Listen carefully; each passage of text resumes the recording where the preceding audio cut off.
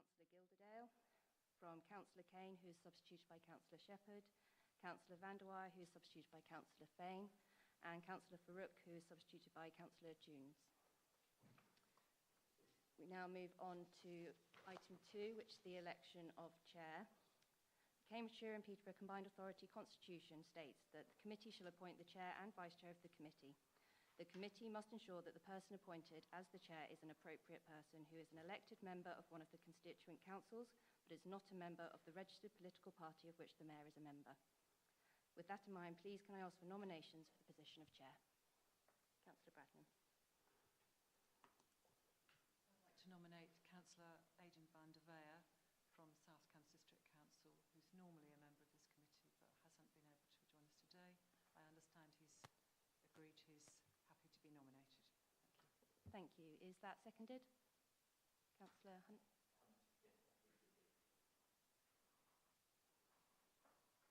Are there any other nominations? Councillor Belcott. I'd like to place into nomination the name of Councillor Mark Goldsack. I believe Councillor Goldsack to be very highly qualified for this position, very experienced, and it gives me great pleasure to propose him. Thank you. And is that seconded? Are there any other nominations? Oh, sorry, and can I just add that he has been a long-standing member of this committee, and I think it would be appropriate to change from previous affiliations. Are there any other nominations? We'd usually like to offer nominees the opportunity to make a statement. Obviously, Councillor Vanderweyer is not here at the moment, but Councillor Goldsack, would you want to say a few words? I'll take the opportunity to not say a few words because I don't think that would be fair to Councillor van der Veer, to be perfectly honest with you. I think we are both fairly long-standing members on this committee. As I said in the pre-meet, this is largely a non-political, if not entirely a non-political meeting, and as such it's about steering us through, like this afternoon for example, a very long agenda and coming out with the right results at the end. So I'm sure we're both capable of doing that. Thank you. Thank you very much. In which case we'll go to a vote. For those who would like to vote for Councillor Vanderweyer for the position of chair, please raise your hands.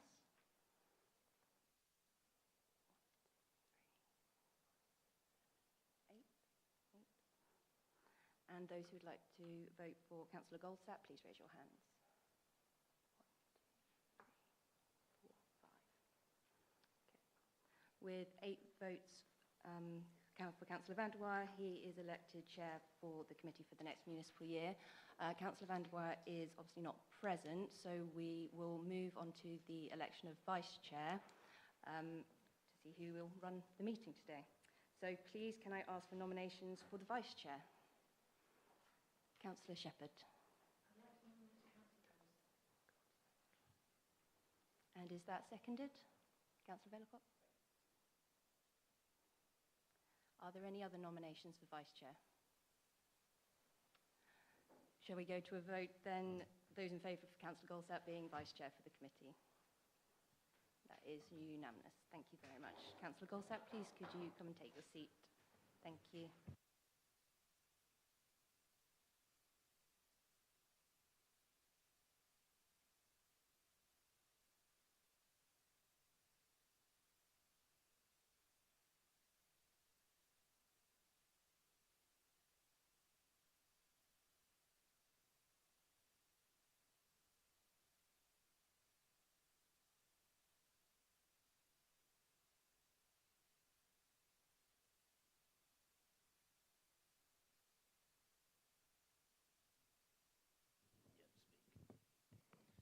Well, formally good afternoon and welcome to the overview and scrutiny meeting.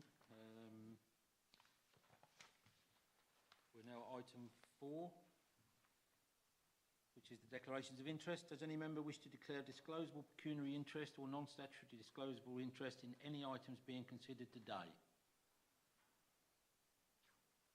As always, declarations of interest can be made at any point during the meeting, so please don't hesitate to come forward should you find yourself in a position where you need to do so. Item 5, public questions. One public question received to be read out by the scrutiny officer. Thank you, Chair. Question has been received from the Save Wilburton from Overdevelopment Community Group. We write to you as residents of the community of Wilburton in East Cambridgeshire. In April 2020, the Mayor's Office submitted a letter in support of a planning application by the SWCLT and Lara Homes to develop Campsfield in Wilburton, asserting its community benefits. Subsequently, in 2022, the Combined Authority determined that this statement of community benefit had been improperly submitted and requested that it be withdrawn from the planning application. An investigation was initiated by the Scrutiny and Oversight Committee in July 2022 into areas concerning the Combined Authority's governance with specific regard to the housing programme. This investigation has been delayed. On 26th of April 2024, the Campsfield planning application was formally disposed of by the LPA under Article 40 of the General Development Procedure Order 2015. With the application now terminated, we wish to ask a public question of the Combined Authority regarding the progress of the promised 2022 inquiry. Please could you provide an explanation for its delay, an update with respect to the key lines for inquiry set out in the 25th of July 2022 Oversight and Scrutiny Committee agenda, page 80, and a time frame for its completion.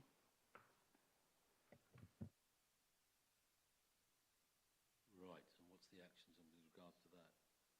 This one here for me to be read. Okay, thank you. The understanding is that the work was put on hold because there was a relevant planning application which was undecided. As the questioner states, the planning application has now been disposed of, so the investigation can proceed. The committee has the option to set out a working group to investigate the matter, and the findings of this group can be reported to ONS at its next meeting in November. Did the committee agree to setting up a working group to continue the investigation into the housing programme? Do I have any nominations to sit on the group should that be the case? So I'll open straight up for debate rather than a show of hands. We should be considering whether we want to set up a working group. Is there any guidelines on the size of the working group if we were to do that?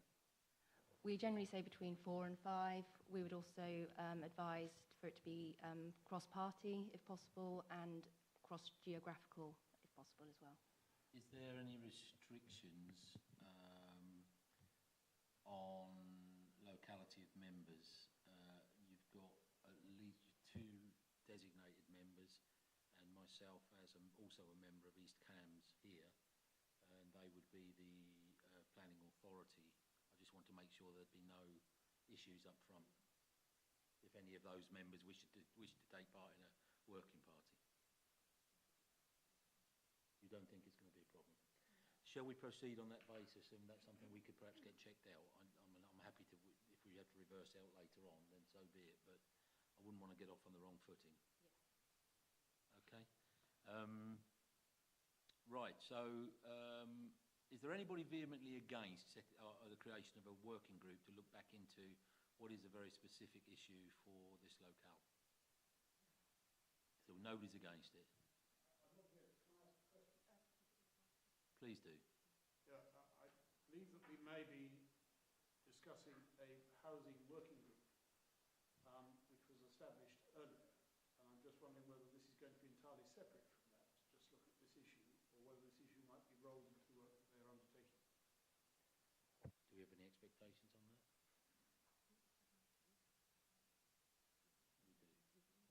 is not so. So the housing working group that was set up did not complete. Those terms of reference are still in existence, so they could be moved over, but it would probably be more fitting to create new terms of reference, taking into account the previous terms of reference going forward. Okay. Before I come to you, Councillor Vellacott, Mayor Nick? With your permission, Chair, just as obviously the Mayor's Office was mentioned within that question, and I actually gave a much more rounded and additional answer to this when this first came to the board before it then came to yourselves here. It was felt, obviously, the question was previously highlighted and was originally meant to be investigated by overview and scrutiny. There was a very serious concern from myself on arrival pretty soon after becoming Mayor with the production of this document, which had the mayoral office imprint on it, and it was part of the argument as to the delivery of that proposed development. That was a piece of real concern to me when I first arrived, and caused significant concerns, not just for myself, but as I started asking questions. Now, there are many, many other issues that were also highlighted as far back as probably about June 22, which I think Aidan van der Waal was very much a part of in terms of highlighting other concerns about the governance and decision-making processes of the previously established housing partition section of the combined authority. I was really disappointed at the slow pace and how things sort of seemed to get postponed. I later found out that there was some concern that it was because, or the point that was made, that because it was an active planning application, that was the reasoning behind it, but it was never really made clear. But we are where we are, and I am really keen just to re-emphasise that there needs a lot of rigour and investigation into the procedures and a lot of process around that aspect of the combined authority from the past. I just want to put on note, I'm very pleased that the Overview and Scrutiny Committee is taking this seriously.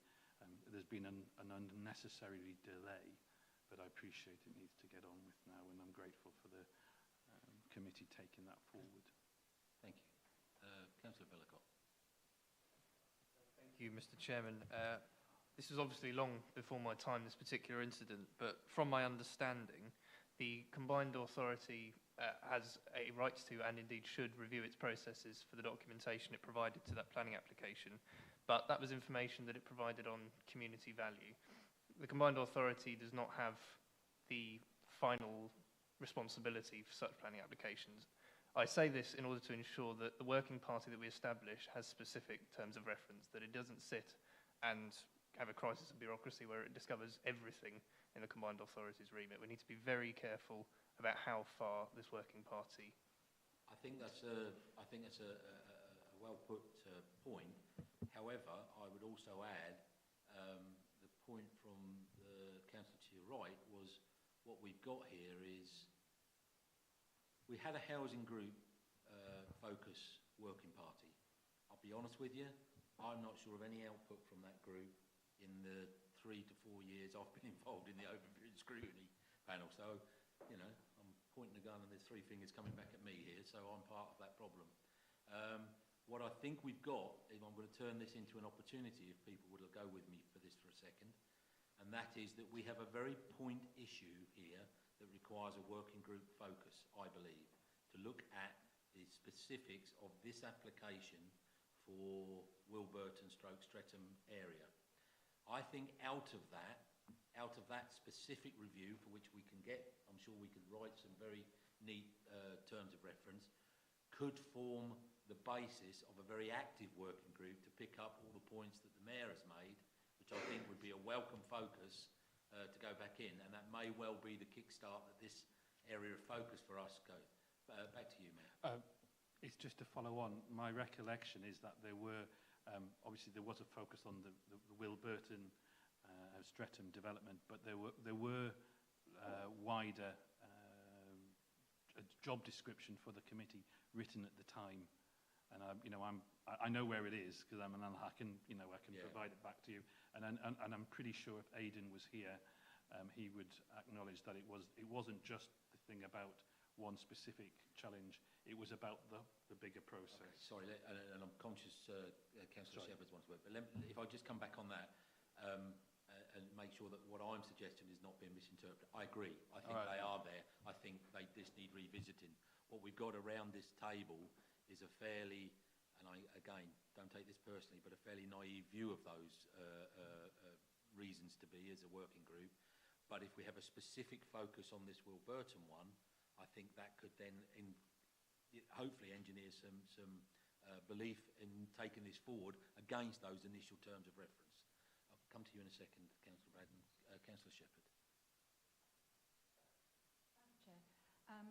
I would strongly support the setting up of this working party, and I strongly support the very forensic look at this one particular point. I should say I am the local councillor. Does that an interest. You I are the should have local declared. district councillor District for councillor, this ward. Yes, I am. Sorry, Okay. I should have made that clear. I think Um, that is relevant in this Notwithstanding case. Councillor Vellicott's point, it's very, very important that terms of references are very, very clear. I accept that entirely. It must be clear, that's true. But also, this project, as the Mayor has said and yourself has said, Chair, has now sort of gone on. It's dragged on and it hasn't been concluded and it hasn't been finished and there's all stuff lying around. And it was a very, very significant proposal and it had a lot of ramifications personally. It's a very significant item. And I think it behoves the people of my ward that we finish that item, get that review done, use the point of the forensic review into this, but to properly complete that housing review under its complete auspices that no doubt that it has. Okay, I would like to support that. thank you. Can I just ask a point of work and operation here?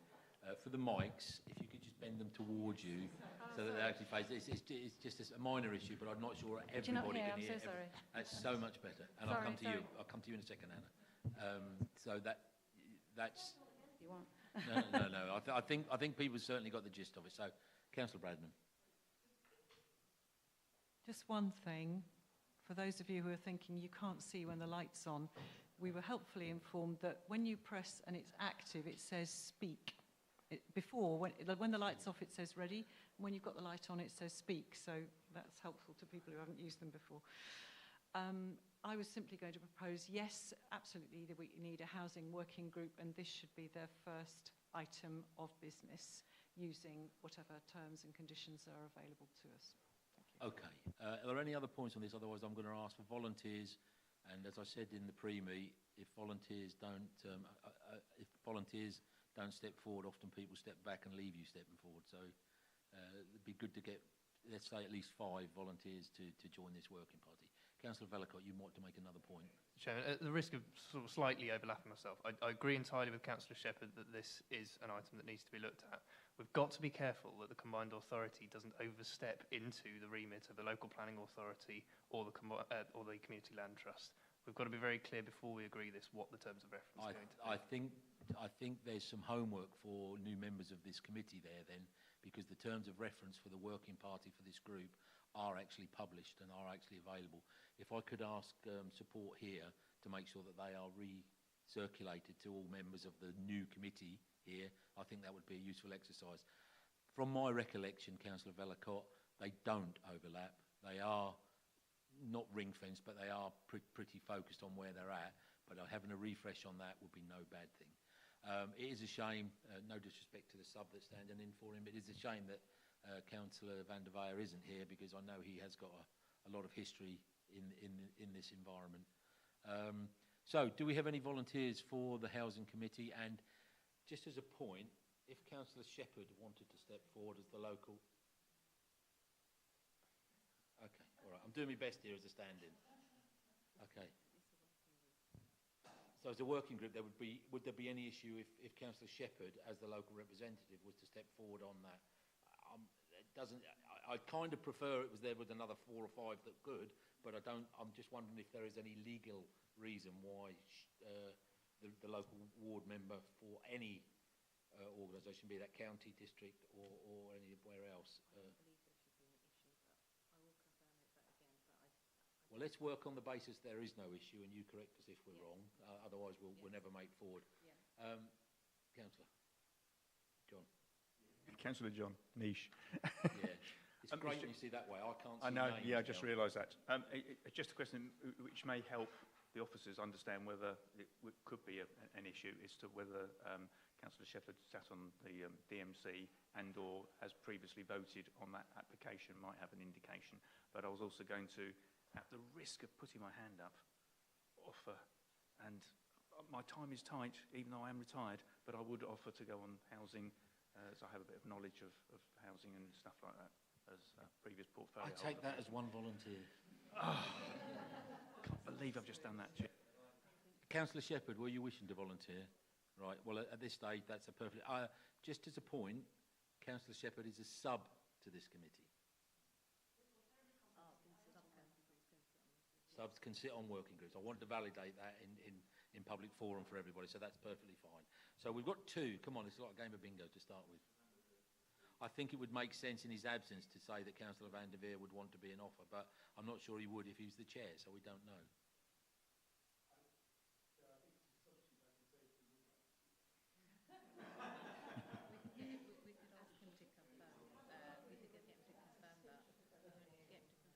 that. Okay, so we're pushing up to 3. Do I see any advance on 3? I didn't realise there'd be an auctioneer this afternoon.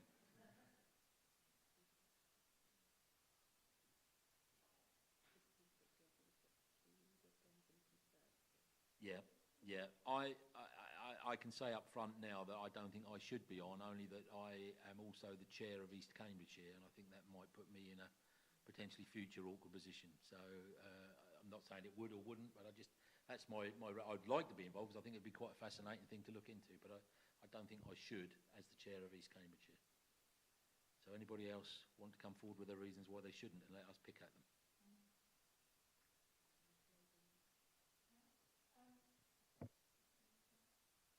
I'm already on the bus reform working group, so I don't know whether I can manage Yeah, two and, working groups, whether that's a good idea or not. Having said about non-political party in this, I think there is a restriction on members of the party of the mayor. Is this correct? Not for working groups. That's good. Okay. So, right. Okay. Well, rather than sitting here till 6 o'clock debating on members of this working group, what I'm going to suggest we do is we go for 3, and when we send out the terms of the working group, I think we'll be flooded with volunteers to step forward, and we'll have to deal with it from there. Okay? Right, thank you. That was point 5, public questions. So we're now on to number 6, minutes from the previous meeting. Minutes in the action log. Is the committee happy to approve the minutes from the 18th of March 2024 as an accurate record to note for the log? Hands up, who was here? Yeah, 3 of us. Are we happy? Yes, I am. So is that enough for a vice chair at his first meeting to sign off minutes from the last one? Okay, that's fine. Okay, good. Good. Right. How do you pronounce rapporteurs? Oh, I wasn't far off. Right. Thank you. Item 7, appointment of rapporteurs. Is the appointment of rapporteurs, and you're going to lead us through this and tell us all about it. Sorry, that was an invitation, not a demand. Sorry. Thank you, Chair. So at the meeting of the Overview and Scrutiny back in June 2023, the committee agreed to implement the new ways of working for the committee that created a new strategic focus. As part of this was the creation of the roles of rapporteur roles, who would play a key role in driving these new ways forward. So for each thematic committee of the Combined Authority, Overview and Scrutiny can appoint 1, although we have also appointed 2 in the past, to follow the work of those thematic committees and report back any areas of issue to this committee. It's also suggested, once appointed, that you can meet with the chair of that committee to discuss how you'd like to get involved, and then you can attend those meetings. So pass back to you, Chair, to get some nominations. Thank you. I think probably the first thing to do was to just make sure we're all aware of what thematic committees exist. That might be a useful thing to do in the first instance. Absolutely. Sorry, Chair. So we have the Transport and Infrastructure Committee, we have the Skills Committee, and the Environment and Sustainable Communities Committee. So Environment and? Sustainable Communities Committee. Okay, that's the choice before you. Who would? I've been a rapporteur on this. It's not without its challenges, and it's definitely beneficial to have 2. That was just my learnings from it, because you learn from each other, and you cover for each other as well. So that's quite a useful thing to have 2. Councillor Bradnam.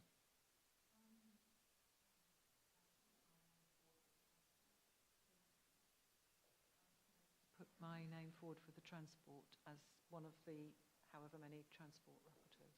Okay, thank you. I'm literally just fielding names and volunteers here at the moment. If it comes to more than enough, we could have a show of hands, but I'm hoping that, yeah, Councillor Niche. I believe I put my hand up a second time, although I did earlier in an email, so I'm happy again to go on the transport and infrastructure one, as I was on it previously, and now I've got to turn my phone off. Okay. Transport appears full. I wouldn't say no to a third one, but transport at this moment is full. So we're looking for 2 volunteers for skills and 2 for the environment. Come on, don't all rush at once.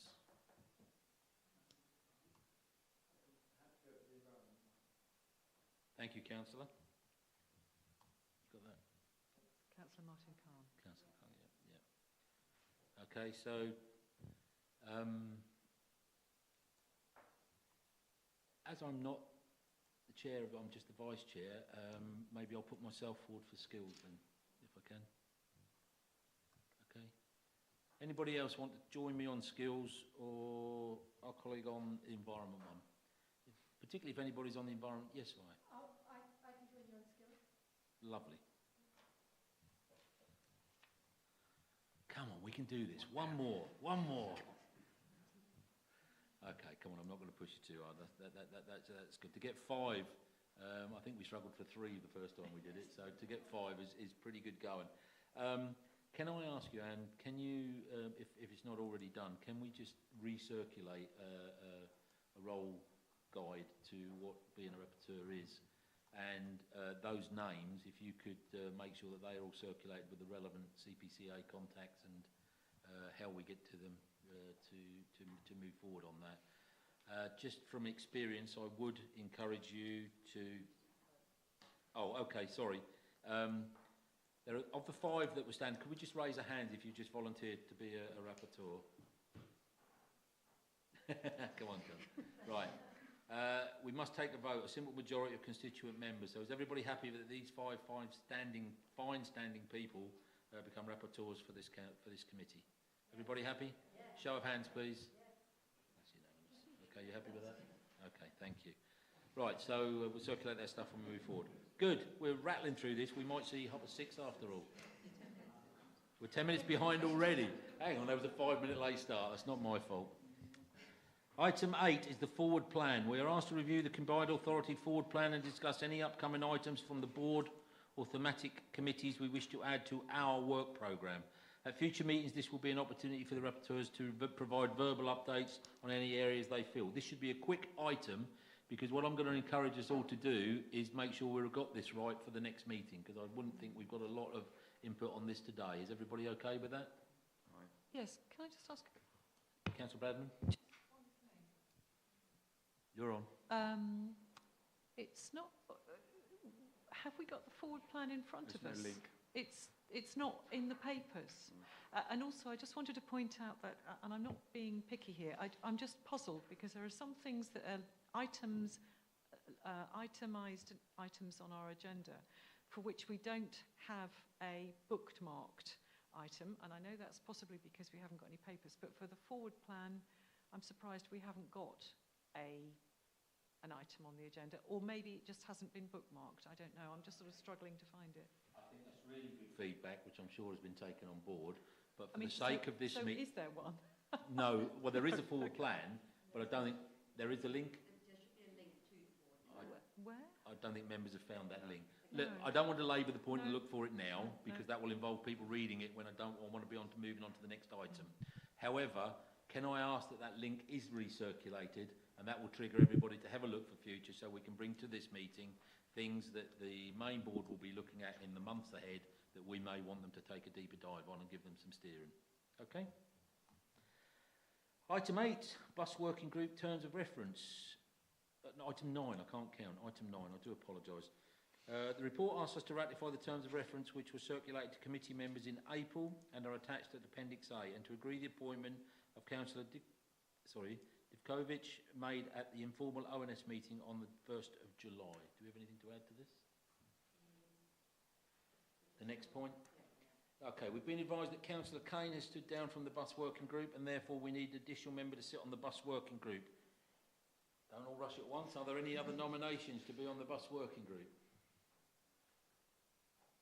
I'm surprised there isn't. It seems to be the hottest popular. Councillor Vellacott, shall I take that as a volunteer? Go on. Are they mostly virtual meetings, Chairman? Go on then. Councillor Vellacott, I take it we have to have a show of hands to accept Councillor Vellacott, do we? All those in favour of Councillor Vellacott? See, nobody dislikes a volunteer, Councillor Vellacott. Councillor Hay, are you still on this? Yes, That was going to be my suggestion, that you actually tell everyone who is actually on it. Exactly who's on it. I think that's an interesting point, and just to do it, is there any, because it's a working group, there's no problem with having two from the same political party on it, is there? It's an informal party, okay. I think I know this, there is only the two, isn't there? No, there's me as well. And so Councillor Bradnam, Councillor Hay, and now Councillor Vellacott.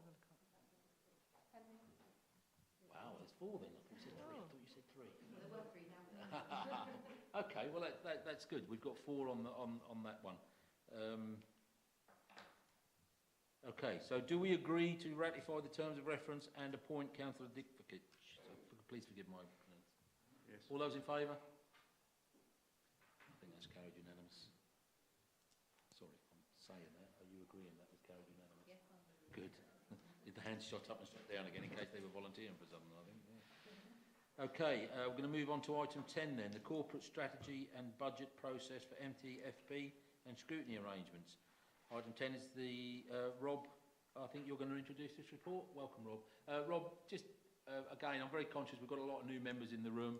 Just a 2-second introduction for yourself would be very useful. Thank you. Absolutely, Chair. Good morning, all. Good morning. Good afternoon, all. It's been a long day. I'm Rob Emery. I'm the Assistant Director of Finance for the Combined Authority.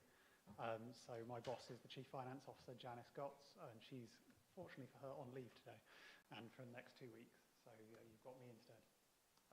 In the name of time, I've been asked to keep the focus on this introduction to the actual decisions rather than the summary of the MTFP process that is in this paper for your perusal. The decision in front of you, very similar to the ones you've just had, is to agree the terms of reference for a budget working group and indeed nominate members to sit on said working group. Just a bit of background on that is following the 2024-25 MTFP cycle, the committee at the time expressed a desire to have an enhanced opportunity to scrutinise the combined authority's budget and budget setting, and to do that would look at the opportunities that a working group would provide.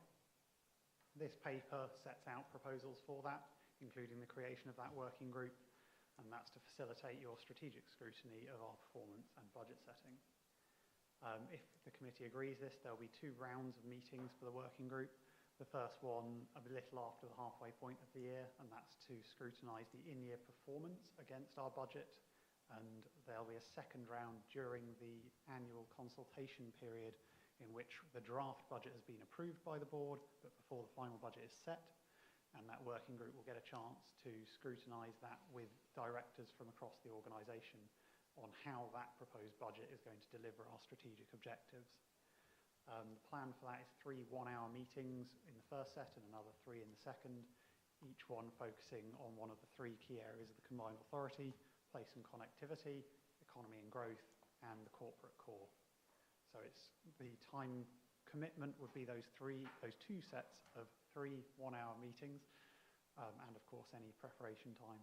And following those sets of meetings, they'll feed back into the next overview and scrutiny committee meeting to share their insights into how we're doing and what we should consider.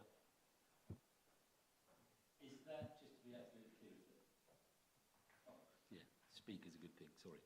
Is that 6 hours of commitment between now and September? So it's 3 hours of commitment between now and October. Right. And then another 3 hours in late November or early December. Yeah, that was the salesman coming out of me and trying to make it less of a big task for somebody to volunteer for. Just another point on this, I should point out a single word amendment to your papers, but quite an appropriate one, and that is that recommendation C needs to be amended to say, note, comment and approve. Sorry, note, comment and approve the terms of reference for the budget task and finish group. Okay. Nominations for the budget. How many people do we need to sit? 4 to 5 ideally, don't we? Right. Is anybody prepared to step forward and sit on the budget working group? Do we have any members already? Wow. Big start. The opportunity to work with Rob, come on. Councillor Shepherd, is that a volunteering? Thank you very much. That's nice, good.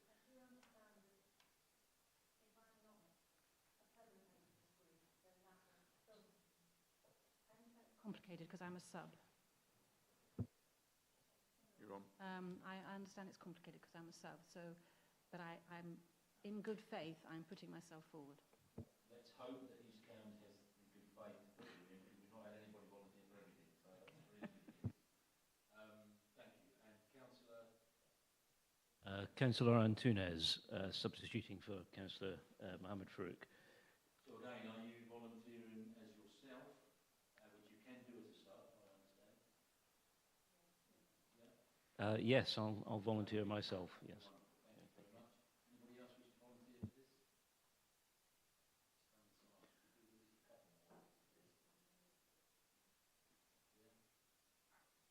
My sub might do it.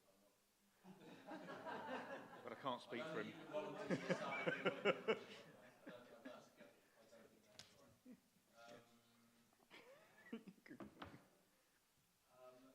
Can I just... Can I check, is it daytime, I'm assuming, and virtual? I might have to go away, have a conversation, and I'll see. I'll tell you what we'd like to do, Councillor, with your permission, and everybody in the Yeah. close. Can we assume that everything will be okay and you confirm if it's not? I think it is easier to assume it will not be okay, as it will be a slightly less positive conversation, I believe. Okay, you Yeah. can come back to us, Councillor. Yeah, thank you. Okay, well, let's not prolong that now. We've got two, and hopefully we can grow that. Maybe even Aidan might want to come in on that. I don't think he'll speak in his absence on this matter. That has to be voted on, so the two councillors have volunteered. Is everybody happy with that? Show of hands, please. So we have some people, oh no, right, everybody's happy with that. Okay, good. But we actually need a proposer and seconder for this, do we? Okay, well, I will propose from the chair that we change recommendation C to include the word approved. Do we have a seconder for that, please? Okay, Councillor Hay has seconded that. First hand I saw go up. And we just need a show of hands, not a show of hands. Show of hands on everybody being happy with that. Thank you, everybody. Okay, I think it's approved.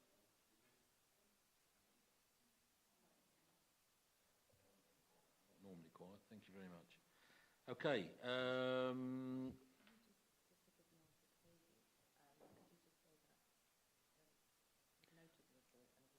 Okay. All right.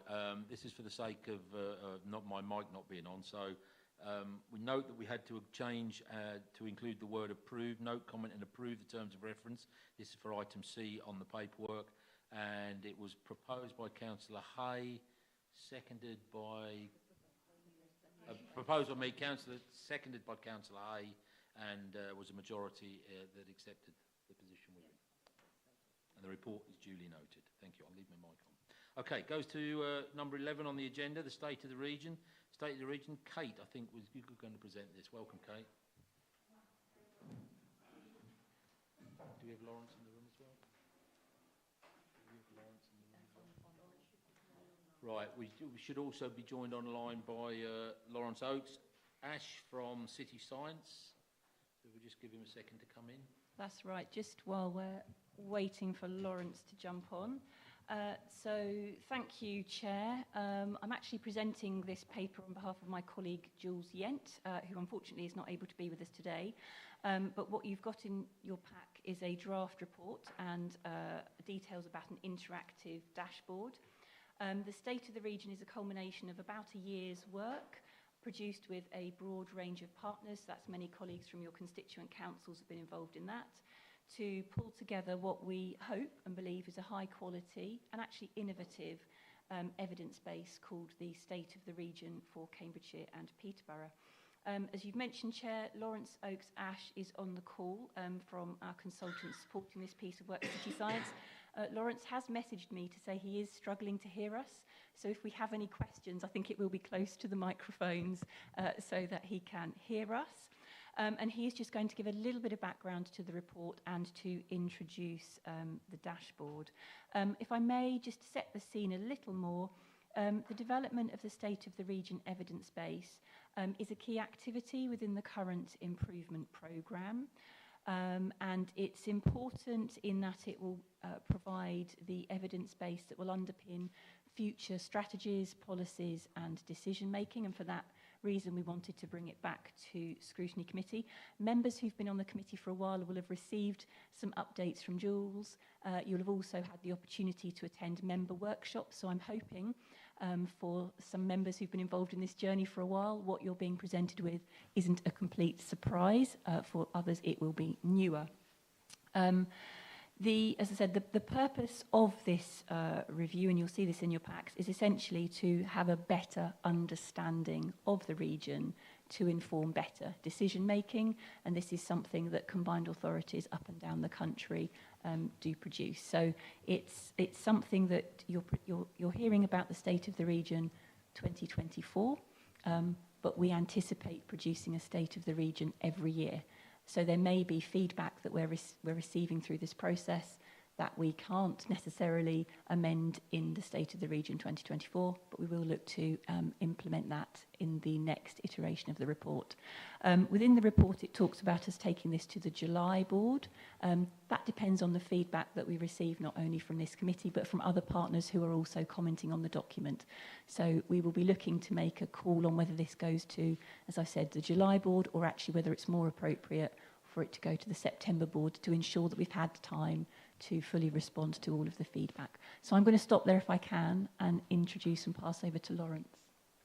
Oh, I can't thank you, Kate. I just want to check that everyone can hear me. As Kate mentioned, I'm struggling with sound at this end. So can you hear me loud and clear in the room? Yes. Thank you. I'm going to share my slides. I can't share my slides. So essentially, what I want to do is briefly talk about the core elements of the report on the dashboard and the process that we've gone through to arrive at this position. So firstly, I just wanted to touch on some of the key messages within the executive summary. So the review provides an evidence base covering 140 metrics across 8 themes. So the metrics themselves have been developed meticulously, working with stakeholders aligned to both local priorities and where relevant to local methodologies. We include a range of comparators through the review to set the region in context. So this includes comparison against averages for England, comparison against the peer group of combined authorities, and comparison with a specially selected group of international peers with strong ongoing knowledge economies. Those comparators provide a range of different lenses through which to consider the region's relative performance. We also dig into the different experiences within the region, highlighting spatial patterns within the data and inequalities between places. Finally, we present 2 approaches to further contextualise the data. So the first approach is to look at time series. We present this as an analysis of stubborn challenges. So this aims to summarise the region's performance over time, where we consolidate time series data that's available to help us understand the evolution against some of those stubborn challenges. And the second analysis we present is a way to consolidate data geospatially to help simplify stakeholders' understanding of the region. So we present a new geospatial model based around 7 portraits, which we hope can help stakeholders understand all of this data and the different lived experiences that are experienced within the region. Just in terms of the process that we've been through, I just want to reflect on the level of consultation and engagement that has underpinned the development of the state of the region. So it's truly been one of the most engaged projects of this type I've been involved with, and has really been supported by continuous engagement with a number of groups, 2 key groups in particular. So the first one is a local technical working group, whose role has been to check and challenge the methodologies and the outputs as they've been developed, and also ensure coherence with local data approaches, whilst recognising some of the data challenges. And the other core group that's fed into this is a shared ambition group, whose role has really been to shape the overall approach and ensure that it adds value and is aligned to the current and future needs. Just going into a bit of the report detail, I mentioned the 8 themes. So the core themes that are covered really to give a holistic view of the evidence for the region. There's 5 core themes. They are business and enterprise, health and well-being, workforce, jobs and skills, wildlife and nature, and climate resilience. But then there are also 3 cross-cutting themes: tackling inequality, place and connectivity. So the report is structured around those themes. And just to present some highlights, essentially the region is high performing, producing 31 billion of GVA. The region's home to 1/3 of the UK's grade 1 agricultural land. The region where half the residents use active travel and where certain areas are really seeing accelerated electric vehicle uptake. A region with high growth businesses and a vibrant visitor economy. A region of relatively low crime rates, high levels of self-declared quality of life and good life expectancy, but also some challenges, income inequalities across various measures, a wide range of inequalities between places, and in some metrics where we'd like to be seeing improvements such as nature sites under positive conservation management, seeing trends going in the alternative direction. Obviously, that summary doesn't do justice to the level and extent of detail and analysis that's in the report, but I just wanted to brief you on some of the key findings. Finally, I would like to be able to share the dashboard with you, but I can't share my screen. But I just want to highlight, before moving on to the dashboard, the geospatial model that we've developed to help present a simplified understanding of the region. So we think this is particularly useful to help identify some of the inequalities that exist. So the model itself is introduced in Chapter 12, so following the review of all the metrics, and it uses a carefully selected subset of those metrics where the data can be provided at a highly granular level, what we call an LSOA. So there are 516 of these LSOAs across the Cambridgeshire and Peterborough region, and the model enables us to simplify our understanding of those down to 7 portraits. We think this is a useful exercise to bring all of the themes together into one holistic understanding and utilise the rich data that we've consolidated. And we hope that it can be a useful tool to help start conversations and help to inform policies, but also recognising some of the limitations of the approach and acknowledging that local knowledge will need to be layered on to this if the 7-portrait model is to be taken forward. Finally, I just want to touch on the dashboard. So if you can move to the links for the dashboard, that would be great to be able to navigate it yourself. But essentially, there's 2 ways to navigate the data. Firstly, for those who may not be comfortable with these sorts of data platforms, there is a guided walkthrough, so a landing page that provides some of the key findings aligned to the report and helps users to navigate the site through the themes. And secondly, there are multiple links to different parts of the dashboard area where users have a lot of flexibility in terms of the charts that they can create, the additional views that they can get of the data, and the ability to view the data on maps or to download it. So that's a very brief overview of the project. I hope you've had an opportunity to read the report in detail. There is one further amendment that we've identified for section 9.1.4, but I'm happy to take any questions or comments on anything else in the report and the dashboard or the process that we've been through. I would just request that you speak very close to the microphone because I am struggling to hear. Okay, can you hear me okay? Yes. Okay, well, thank you for your introduction. And yeah, shame we couldn't get the dash up on the screen, but I think everybody has had the opportunity to look at this in full report. So, Kate, do you want to come back to you? Nothing further from me, really, other than it's an opportunity for any kind of further feedback or comments that members of the committee may have that you would like us to consider as we move towards bringing this report and dashboard together. Well, before the deluge of comments from everybody, I'll take the opportunity as a member, as well as being chair today, to add my comments. A very simple one. I'd really like to thank you for the report, but in particular page 61, which to me is a lexicon of 3-letter abbreviations. That was very useful. No matter how long you've been around, not knowing what a TLA is and what it stands for can be very frustrating when you disappear to something like Google or Bing to try and find out what it actually means and what it refers to. So I thought that was a very useful addition, and long may it continue.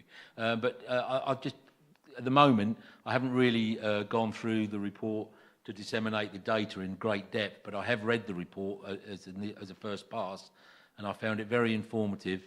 And actually, dare I say it, something that has been around in industry for many, many years. Dashboard reporting to CEO and executive teams has been around, so I was quite pleased to see that this is the route that we're taking, but they're my opinions. Anybody else got any comments to make on this matter? Councillor Shepherd.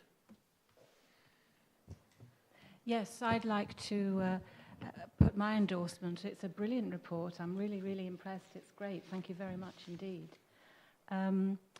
And I haven't read it in detail. I've only sort of skimmed it all through, and I was just looking at various things. And under 2.6 of the report that you've got in the paper, rather, not the report, you mentioned a whole load of statistics there.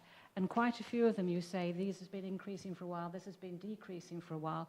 But the first one, income inequality, you don't say if that's been increasing or decreasing for a while. You just give the static amount. Average inequality ratio is 3.1, etc. And I just wondered if you'd got any information, not necessarily now, obviously, but whether that were increasing or decreasing. Because the other thing I was thinking about was, I've seen stats like this around the area since I first got involved in council work sort of years and years ago. And it all looks exactly like the patterns that I remember years and years ago. So I do wonder if, is this pattern set in concrete, or are we looking at something which is just, endemic to the nature of where we live, or what? And I just wondered what your views were on that. Obviously, I don't want a specific answer and numbers and data and all of that, but just to hear your views would be good. Thank you. Okay, Mayor, if you want to come back on that. Well, I mean, that's you're right, aren't you? And that would be a damning fact, but that's why we're all gathered around the table and why we're gathered around the board to change it. So, I mean, the old adage is you can't change anything until you can measure it.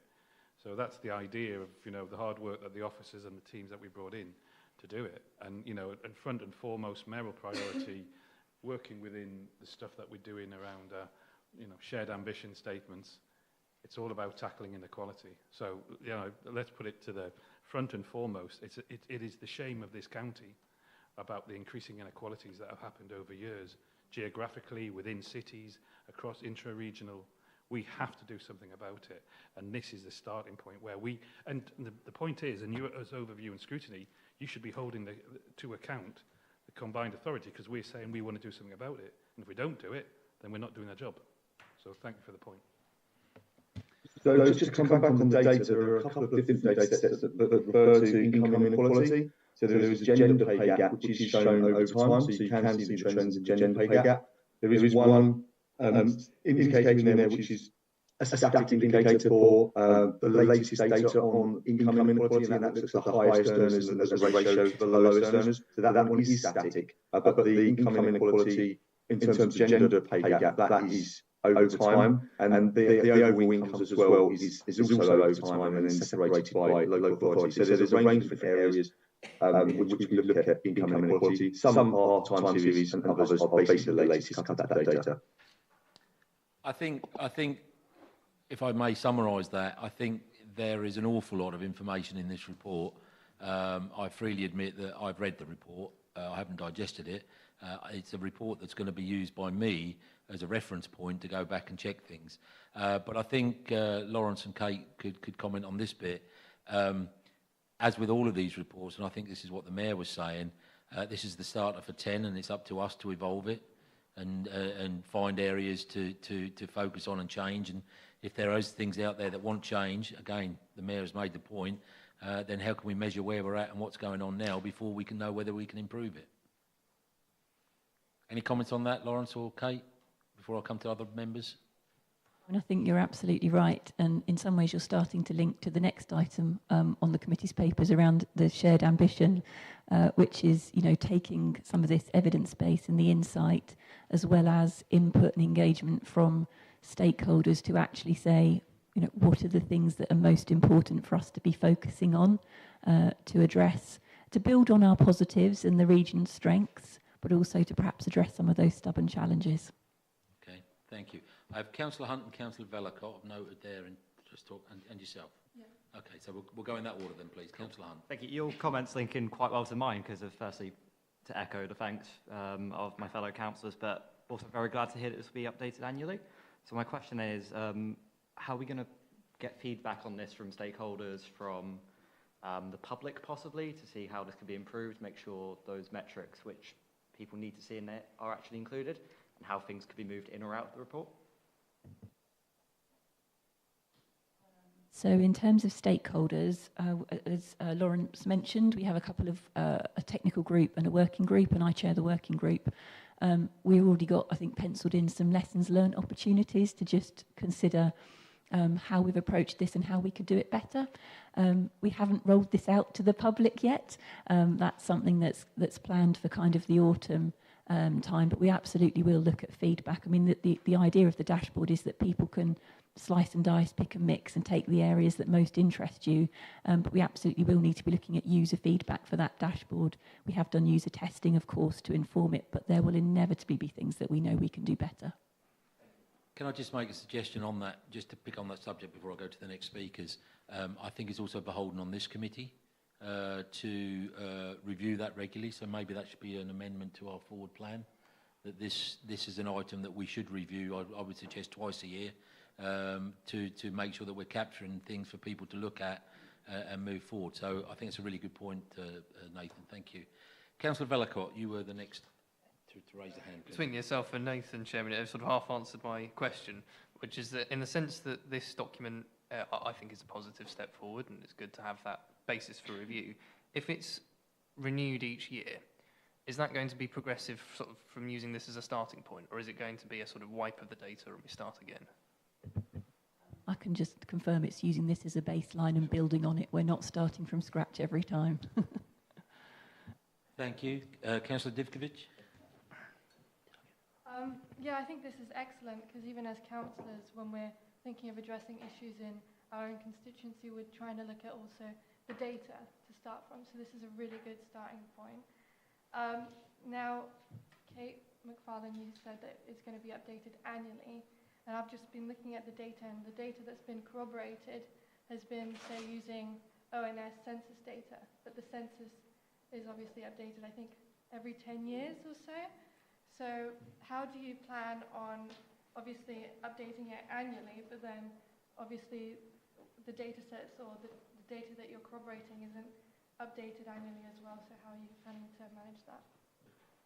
And I don't know, Lawrence, you might want to come in on data specifically, and then I'll perhaps come in after that. Yeah. I think it is the nature of the data set. There are some that are static and updated less frequently. But if you look at the section on stubborn challenges, then that actually consolidates a wide number of data sets which are a time series. And the goal of those annual updates will specifically be around updating those time series where we are expecting to be able to get that data on a more frequent and regular basis. So in terms of the process that we went through, and I think it also responds to the previous questions about the other data sets people may require, we had an initial data long list of about 300 data sets that we worked through with stakeholders, and we applied an approach that tried to identify those data sets that would be able to be updated most frequently. So we had a prioritisation process for those that we arrived at. So I think there's 2 points to make there. One is that long list is still available, to be taken forward into the future iterations in terms of what data can be added as well. But also, we in the prioritising data sets that we've sourced, we've essentially tried to find those that have got that regularity of update as an important factor. Having said that, obviously, census being released in 2021, or having been undertaken in 2021, and the data only recently released and still coming out, some of those updates are useful for this first iteration.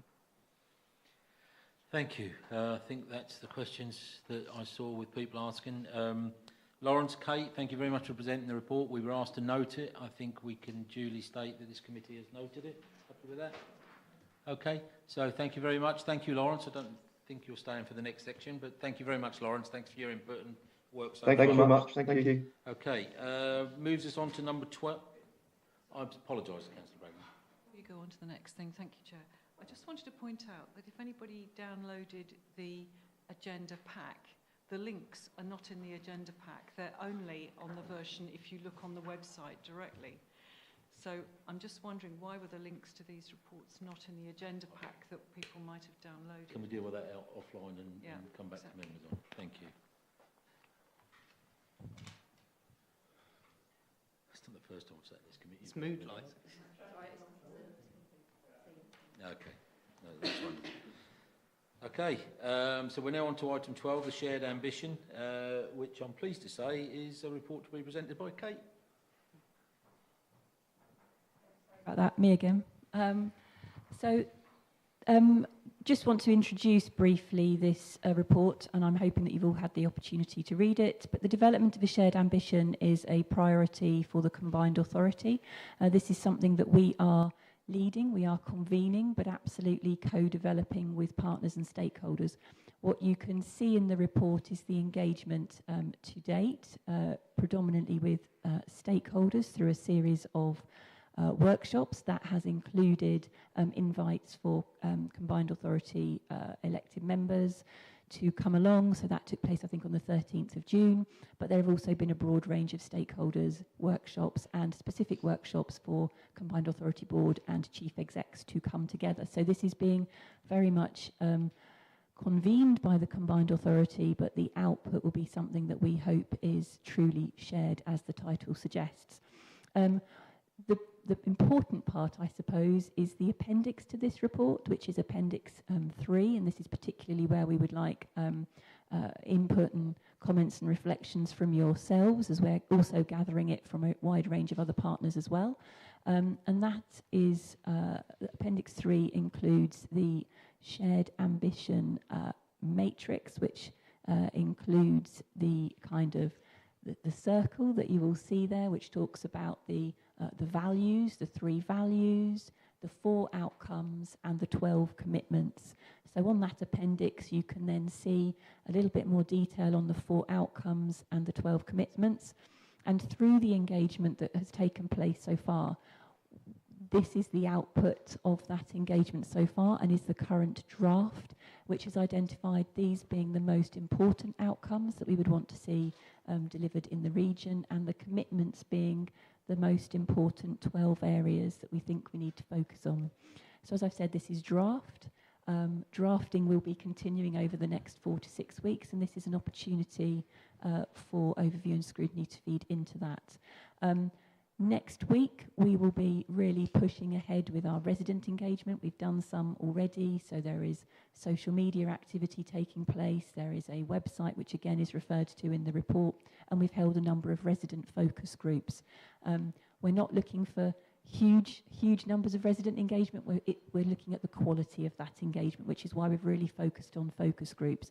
But from next week, we will be progressing with more kind of in-person activity and using things like libraries as venues to engage and talk to people who can't use some of those online platforms.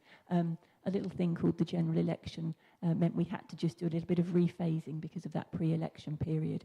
But I just wanted to highlight that resident engagement does feature in there, and really understanding what's most important to residents.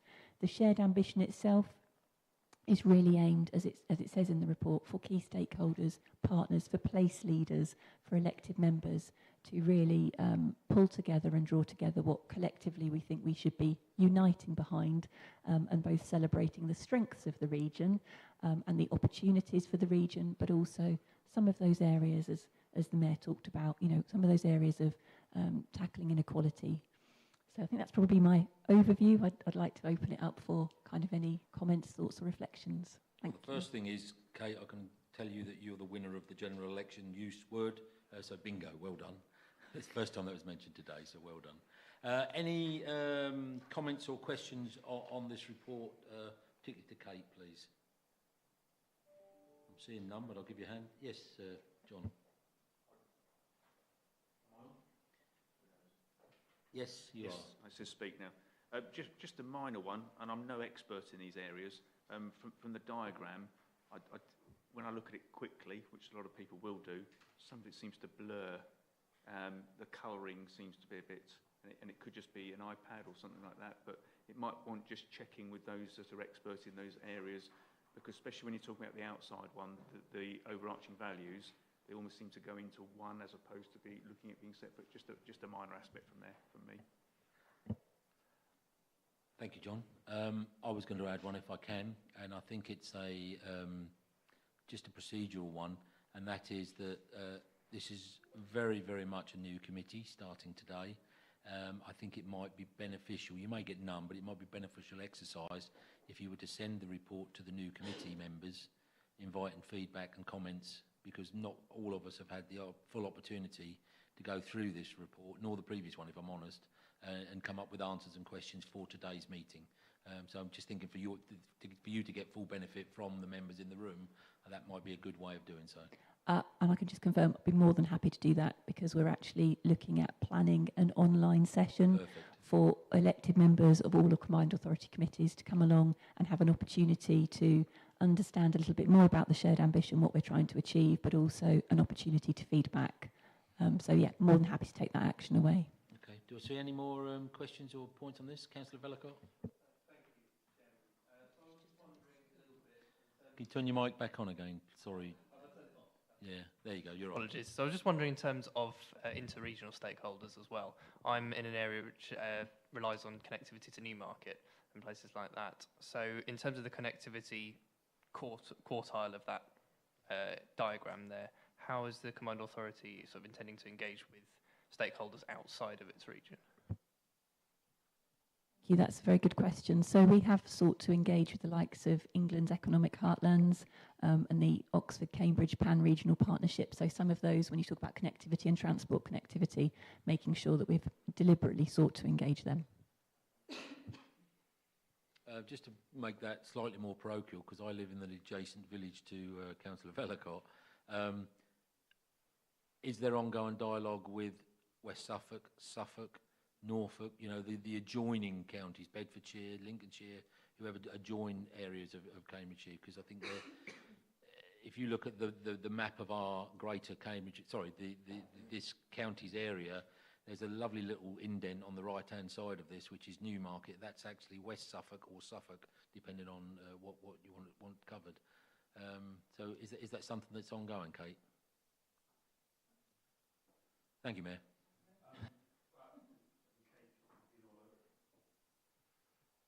This is obviously, the many officers has been all over it, but I've just focused down on the point. This is the Cambridge and Peterborough shared ambition.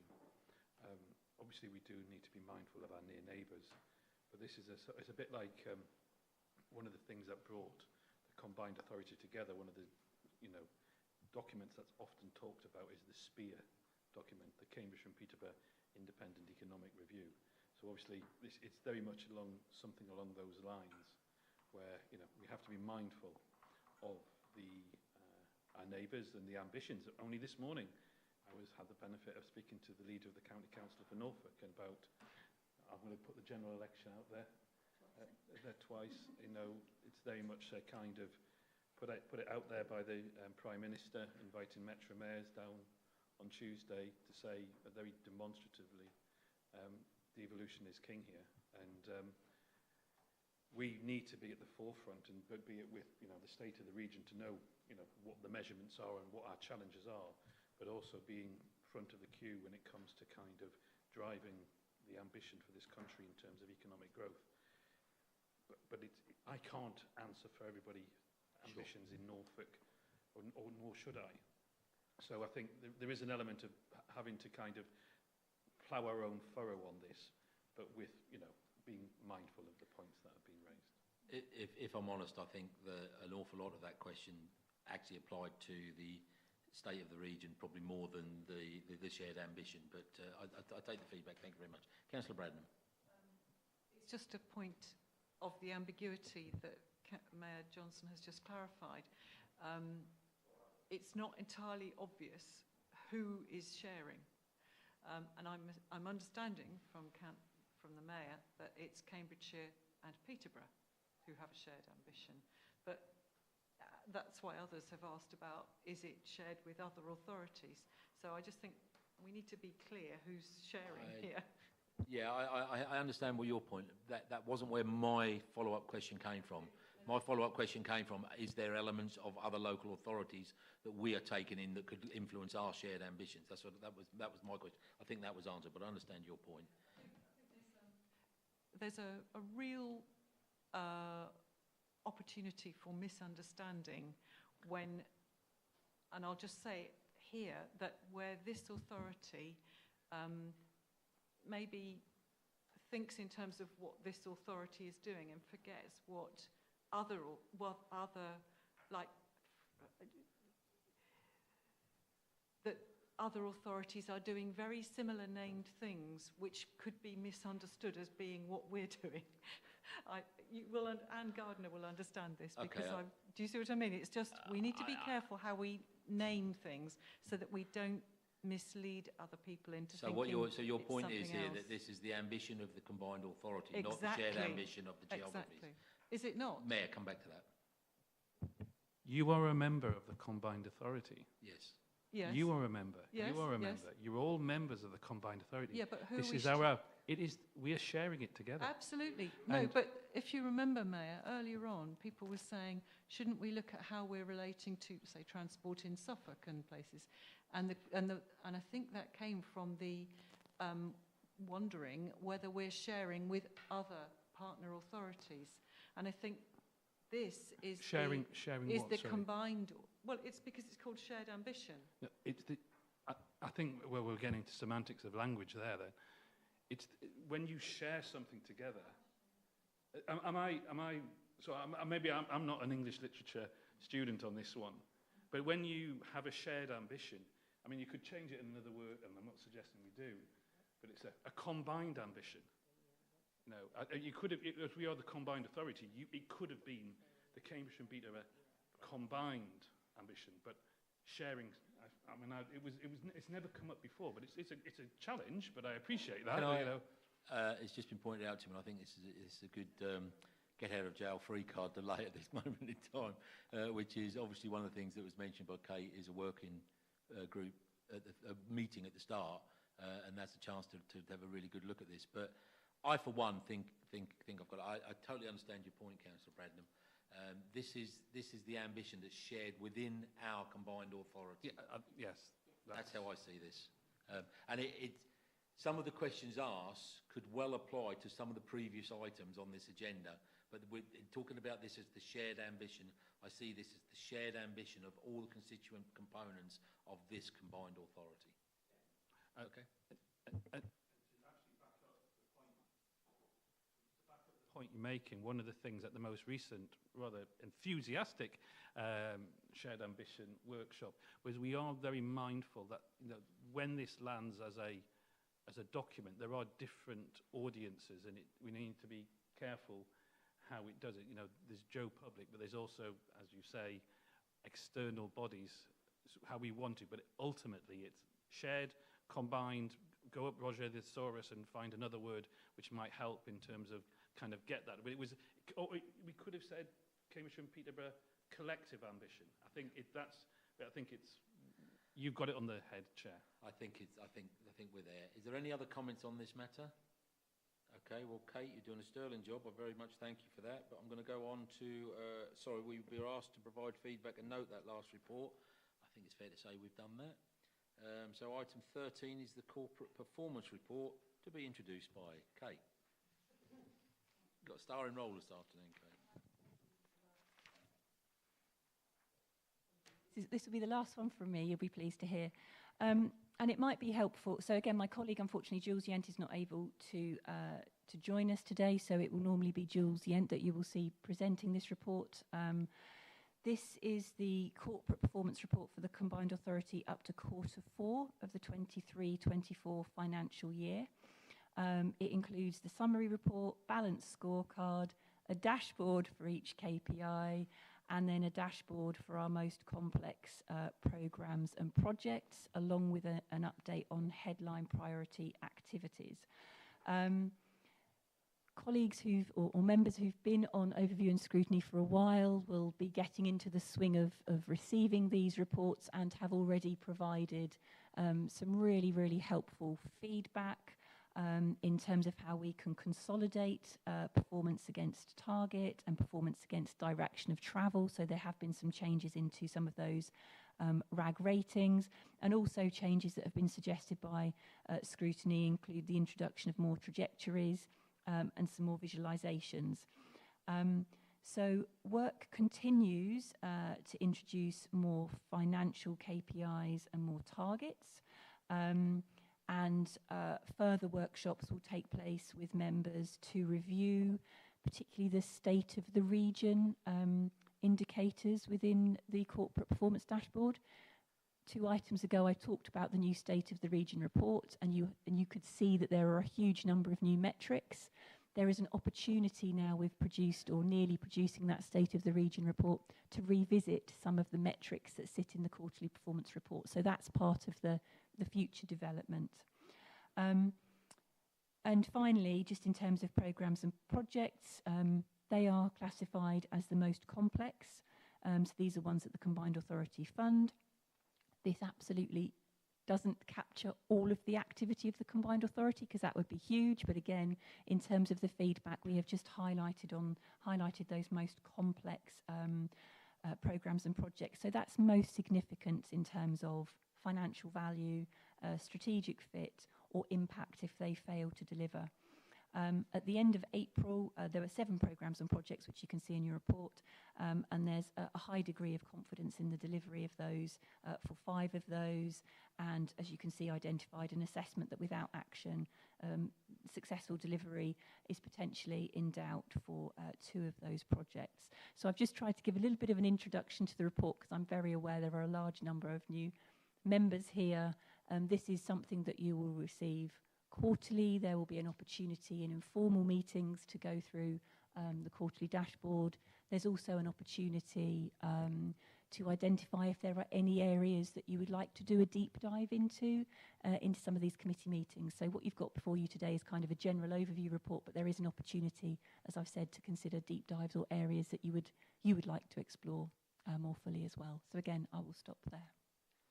Thank you, Kate. Anybody got any questions or points I want to raise on this? Councillor Shepherd. I'm just looking at the overview chart that you present in the council papers, not the drilled down one. And I have to comment that on 2.3 you've got current performances off by more than 10%, the red ones on over 40%. And similarly at 2.6, current performance is off target by more than 10%, the red ones by over 30%. Is that something one should comment on?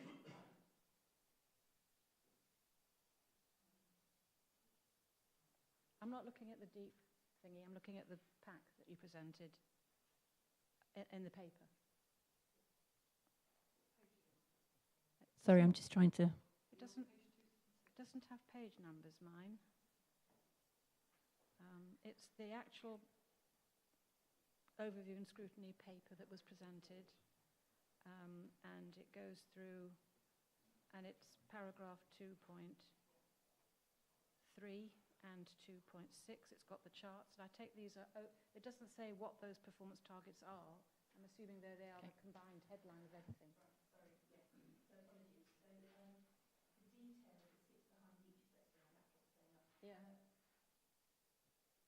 Detail that sits behind each of those metrics in 2.3 onwards, you can find in the appendices, so that will describe each of the metrics. Right. It will include targets. And I couldn't get in on my IT systems. So okay. It's the links that are not working. Okay, so we maybe need to take that away, because all of the detail on the targets, on the remedial actions are all included, or there's one A4 page for each of those metrics. Yeah. So just a quick comment on 40% in the red. Does that alarm you, or is that?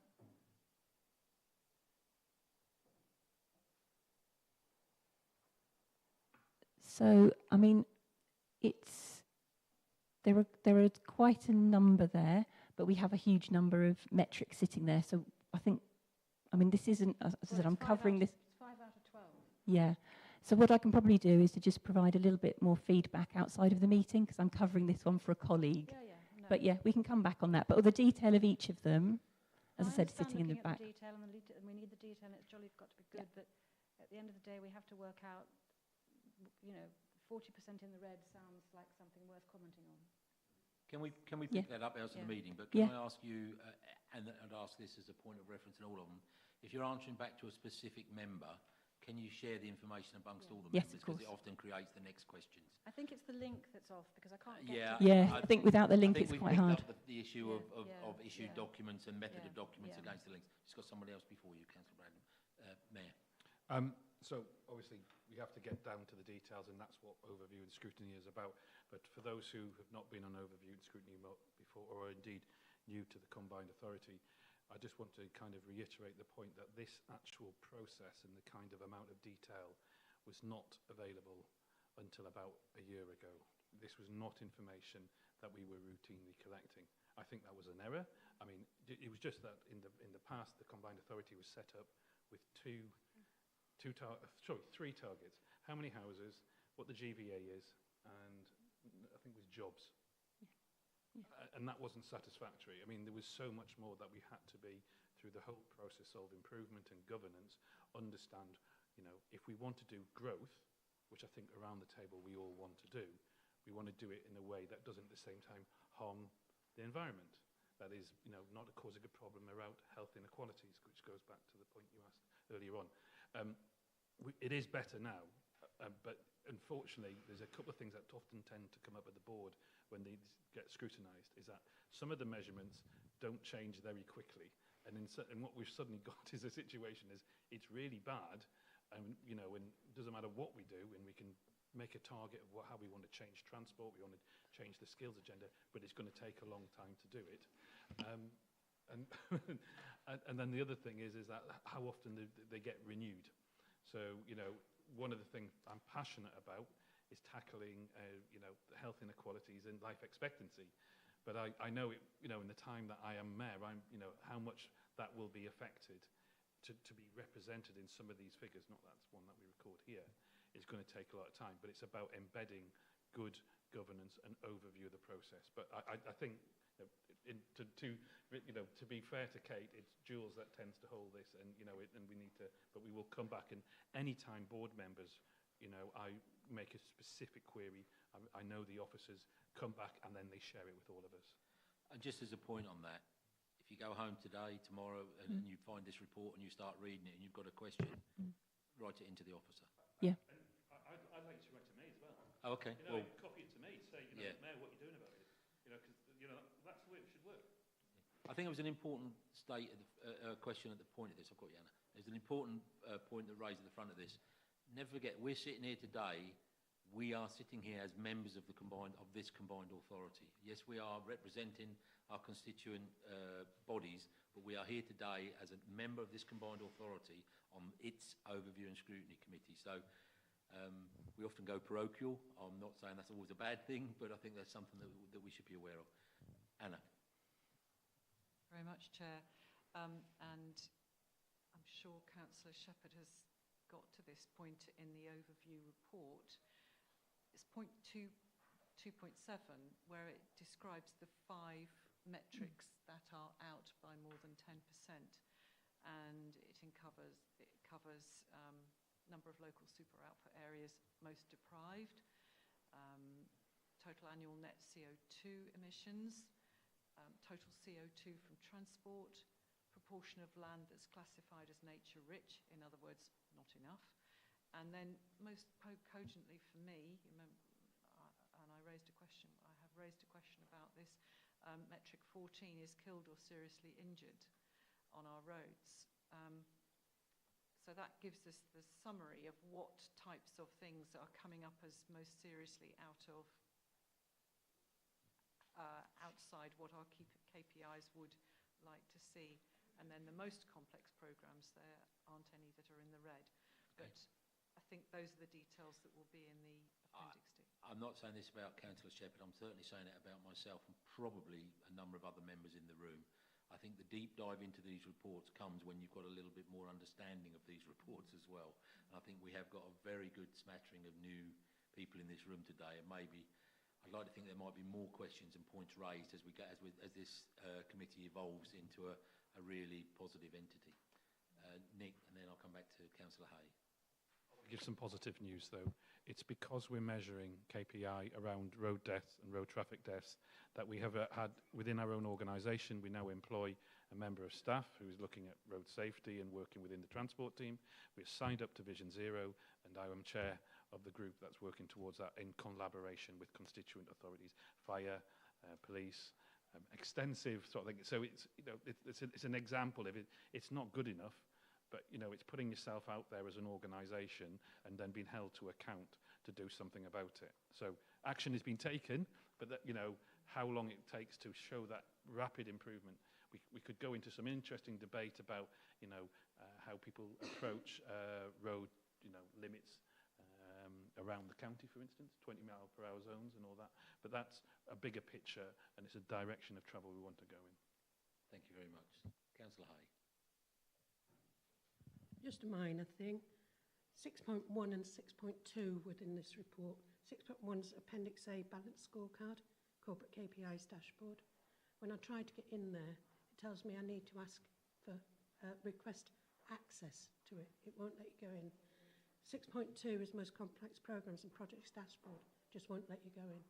What's the point of having appendixes if you can't see them? I think we need I don't want to say mini deep dive, but I think we need to have a look at this and maybe make sure that this is... May Councillor Hay relate to our county council laptop security? I don't know, but I think whatever that's a really good shout, but I think whatever the reason is... And it's not a county council computer, this one. We're not going to resolve it now, and I think we're on time. I think we move forward on this. I can see it here. Anne's got the action to make sure we don't cover this off again. Nathan, yeah, over to you. I'm going to ask to deep dive on a certain metric, but I know the Mayor's not here, so I might just ask for a written answer. I have a particular kind of personal interest in metric 23 as a former apprentice, the number of apprenticeships created. I know that we're going to be below target because of impact of the pandemic and so on and so forth, and there are some actions listed. But would you be able to provide some more information on the specific stuff and the specific partnerships the combined authorities creating to kind of increase that number? Yeah, happy to do it. I mean, obviously it features as a key activity and a key deliverable within our corporate strategy, which is why it's featuring. But yeah, and I think that also comes back to, if I may, just Councillor Shepherd, and and some of those red metrics and that point about some of these are easier, they're more in our control. Numbers of staff completing FOI training, we can deal with that, we can make that happen, we can move that on apprentices. It's a much longer term activity. But yeah, happy to ask the team to come back with some more information on that. Okay, we were asked to note and report. I think we've done that. Oh, I apologise. Missed your hand at the end there. Councillor Valentine. Absolutely. Have I turned this on? I have. Yes. It's absolutely fine. It's a shame, an inopportune moment that the Mayor has gone. But there is one financial metric in this report. That's my headline issue with this. I'm very glad that we are looking at so many areas, and thank you very much for your work on it. But the financial metrics need to improve because this committee, as overview and scrutiny, needs to oversee a wider scope on that matter. I don't want to get too corporate about it or too political, but residents are paying 200% more this year to the combined authority than they were previously. And I feel as members of the overview and scrutiny, we need to, you talked about a little bit about the areas we might like to do a deep dive into. That would be my headline request. Okay, I'm sure that's noted. Yeah, Rob? It's always nice to hear members being interested in finances from my perspective. So the reason that there's limited specific criteria in that KPI dashboard is because we have separate financial reporting that's a standing item on every CA board. I think one of the areas that we may want to explore expanding the role of overview and scrutiny's budget working group is to potentially look at the performance more than at the half-year point. Okay, Councillor Niche, you had a raised hand. Thank you, Chair. Mine's just a brief one to say that how much clearer they are now than they used to be, these reports. And I think for those that haven't been on here before, actually, they're easier to read and easier to clarify, and at least they have listened to us from the past, and actually, hopefully that'll help us for the future. I could actually add to that. It's actually, whether this is by design, I hope it's by design, but actually there's a similarity amongst the reports that you see in various different entities now. So the reports at East Cambs and the reports at County are also very similar to this report, in as much as you get some degree of understanding of how it works and what you're looking for. So with that then, I'm going to say that we have noted this report as we should have done. There's no vote required. Kate, thank you for sterling work this afternoon, and not just at the meeting, but between the meetings as well. Thank you very much. Right, I'm going to move on to number 14, Improvement Framework Report. Angela.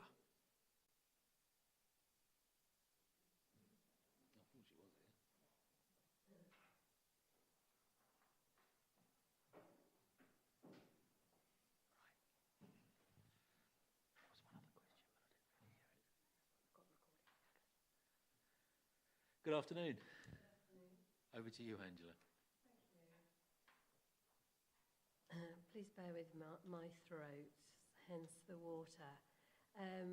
So yes, this report sets out the progress at the end of May against the areas of improvement that were set out in the best value notice the authority received in January 24 for a period of 6 months.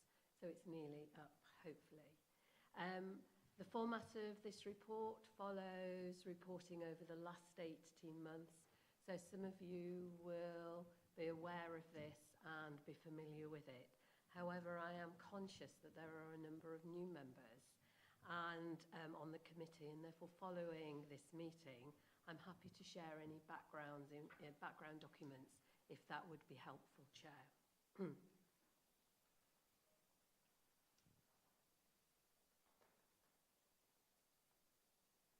I've also forgotten my mouse.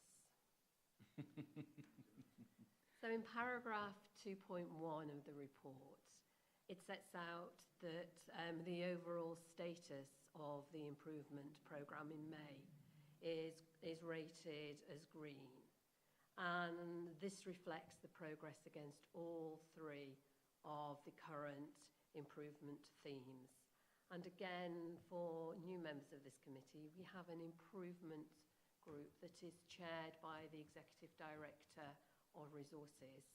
And we go through using good, strong governance, an overview of all of the improvement activity.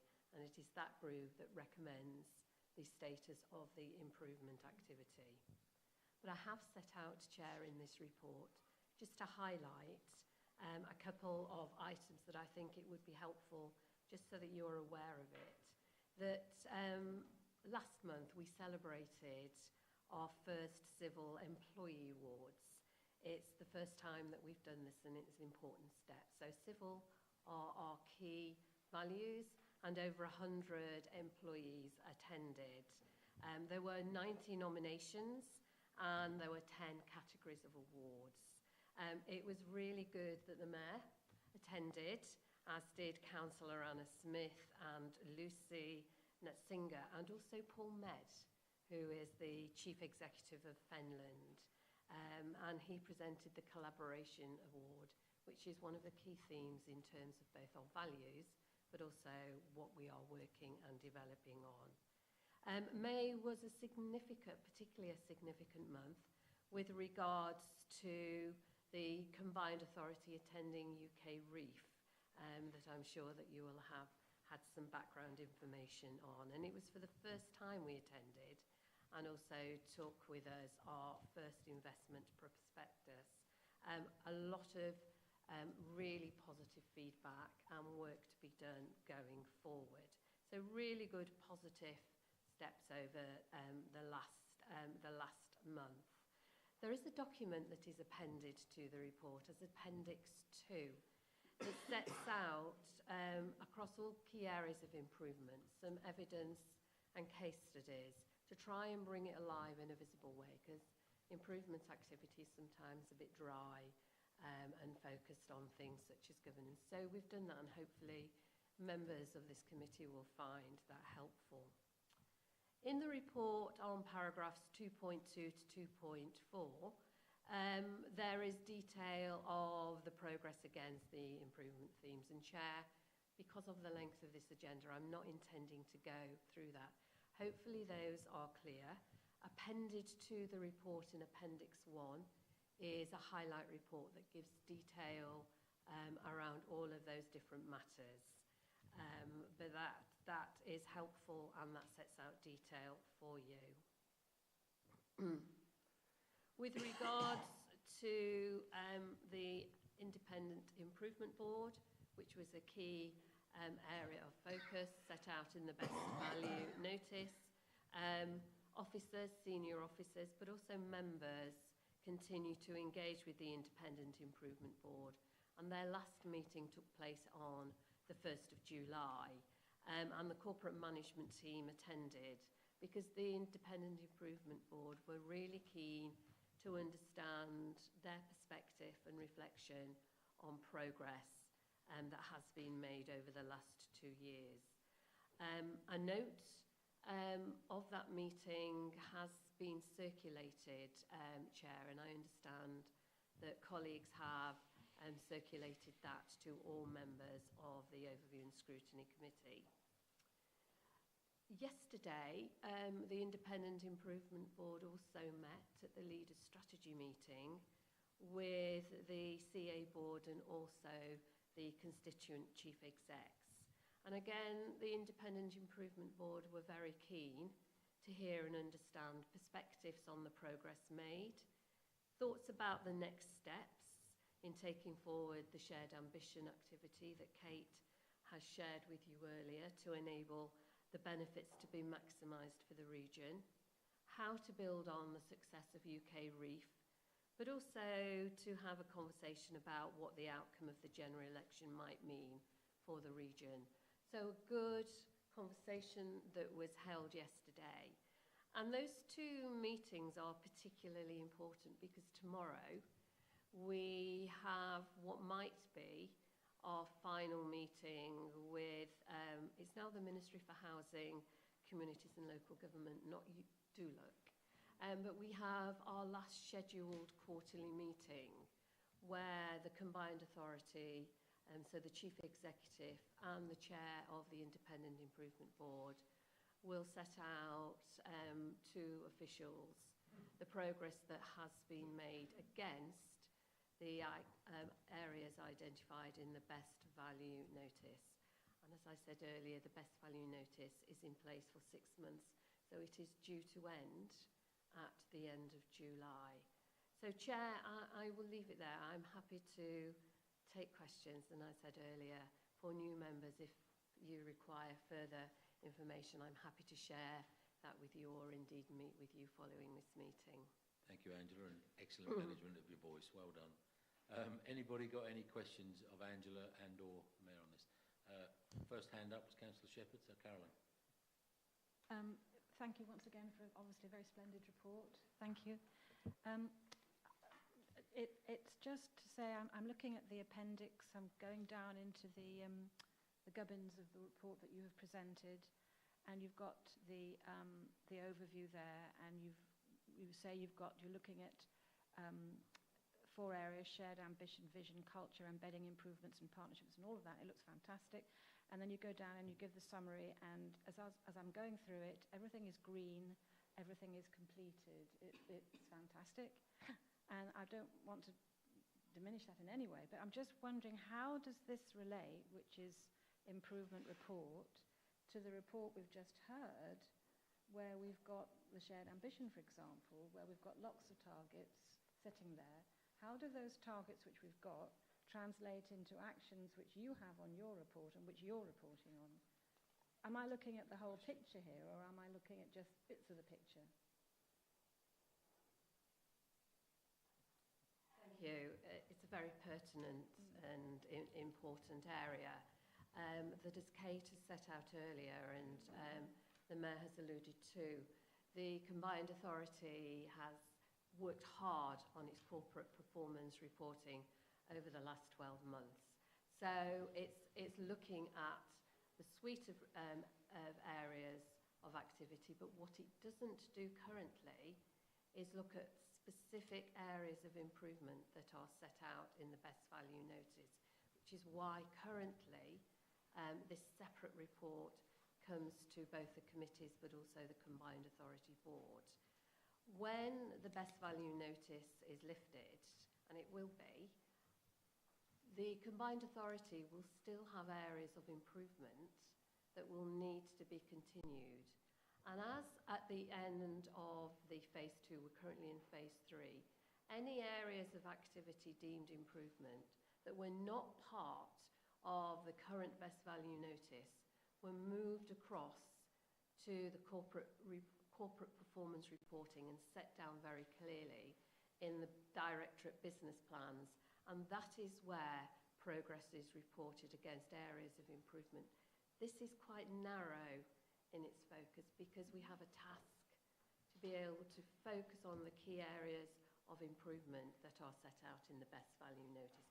And that's what this report, but you're absolutely right to raise it. We don't disregard other areas of improvement. They are woven through our directorate plans, our corporate plans, and also our individual performance targets. And we have just had an internal audit. We've not had the outcome yet. that is looking at how the combined authority is embedding its continuous improvement, and how, such as the question you've asked, how that golden thread is worked through so that we can be assured that the areas of activity that need to focus are looked at and they are held and owned by officers across the combined authority. Thank you, Angela. Does that answer your question, Councillor? Yeah, thank you. Yeah, thank you. Yeah, Councillor Bradnam. Thank you. Thank you for the report. I just wanted to check. You said that the best value notice currently lasts until the end of July, and I wondered whether you'd got any indication as to whether it will be lifted at the end of July, or whether there's anything we need to improve and it might carry on. Oh, that's a question. We don't know. We are meeting tomorrow. We share, as you have seen in this report, and all the information we share. We have taken this extremely seriously over the last 2 years. This isn't something we've given lip service to. This is something where members who have been on this committee hopefully will have seen real changes and impact over the last 18 months, not just so the best value notice is lifted, but so that we can absolutely say the combined authority is improving, it's fit for purpose, and therefore it can drive the delivery of its strategic ambitions. So we don't know. We hoped back in December that the best value notice would be lifted in January, and it wasn't. But the best value notice is for a 6-month period. So at the end of July, it will cease. So the conversations tomorrow with officials, and no doubt there will be further conversations, will determine whether we have made sufficient progress for that best value notice to be lifted, which is why we focus specifically on the areas that are set out in the best value notice for our improvement activity. Thank you. I have, sorry, did you want to come back on that? For clarity, of course, it's not just that the notice is lifted, it's that it's an indication that the improvements that we've made in those areas have been sufficient to satisfy. So I was simply using shorthand because of the timing of the meeting, but thank you. Right, I've noted 2 more points. I'm going to draw the line at that, only on the interest of time. We have the Mayor here.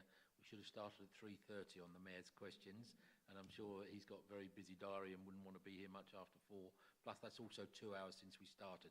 So, Councillor Vellacott and Councillor Niche, and then we'll come to the end of this bit before going into the questions. Thank you, Chair. So I want to just take a short look into the cultural improvement element of the best value notice and the report you've given us. I'm really happy to see that the actions you've put in place have been implemented. We can do as a combined authority the actions listed, but that doesn't necessarily translate into the metrics that we've seen in the last report. I say this because I note that only 60% of staff say they feel valued at the last measurement of the metric. That's marked green because it exceeds what I feel is a pessimistic benchmark of 58%, and it's at 60. So how can we ensure that the actions that we've got in this report are leading to those outcomes?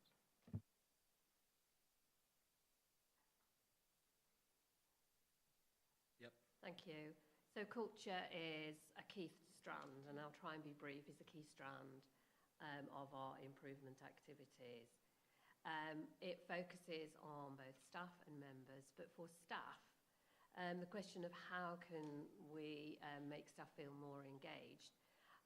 Some of the activities that are set out in the reports, the staff conferences that have taken place, the staff survey identifies specific things. So those in themselves don't necessarily make that change, but what it does is highlight and prompt for the senior leadership team the key areas that need to have focus. So the fact that we now, for staff, have their one-to-ones on a regular basis, staff meetings, the engagement activity that is taking place, the fact that staff now all have a development and a review stroke objective setting session, all of these key things that I would suggest 2 years ago in this organisation didn't take place. So whereas some of the things that you might expect for staff and how staff feel engaged with both the region, the work of the combined authority, but also the focus that they do, is something that's had to be built. So we may have started from a low point, but a lot of activity is in place, hence me highlighting the staff awards that took place last month that gave staff the opportunity to both reflect with each other, but also be recognised for the contributions that they've made. Work in progress, but we're making progress. Thank you, Angela. Thank you.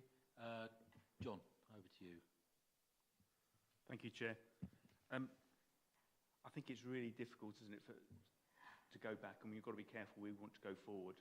And I think a lot of money and time has been wasted and loss of direction, and let's hope that, you know, we can go back into the right direction and actually improve what we're all about in the combined authority, is improvement for the whole area of the combined authority.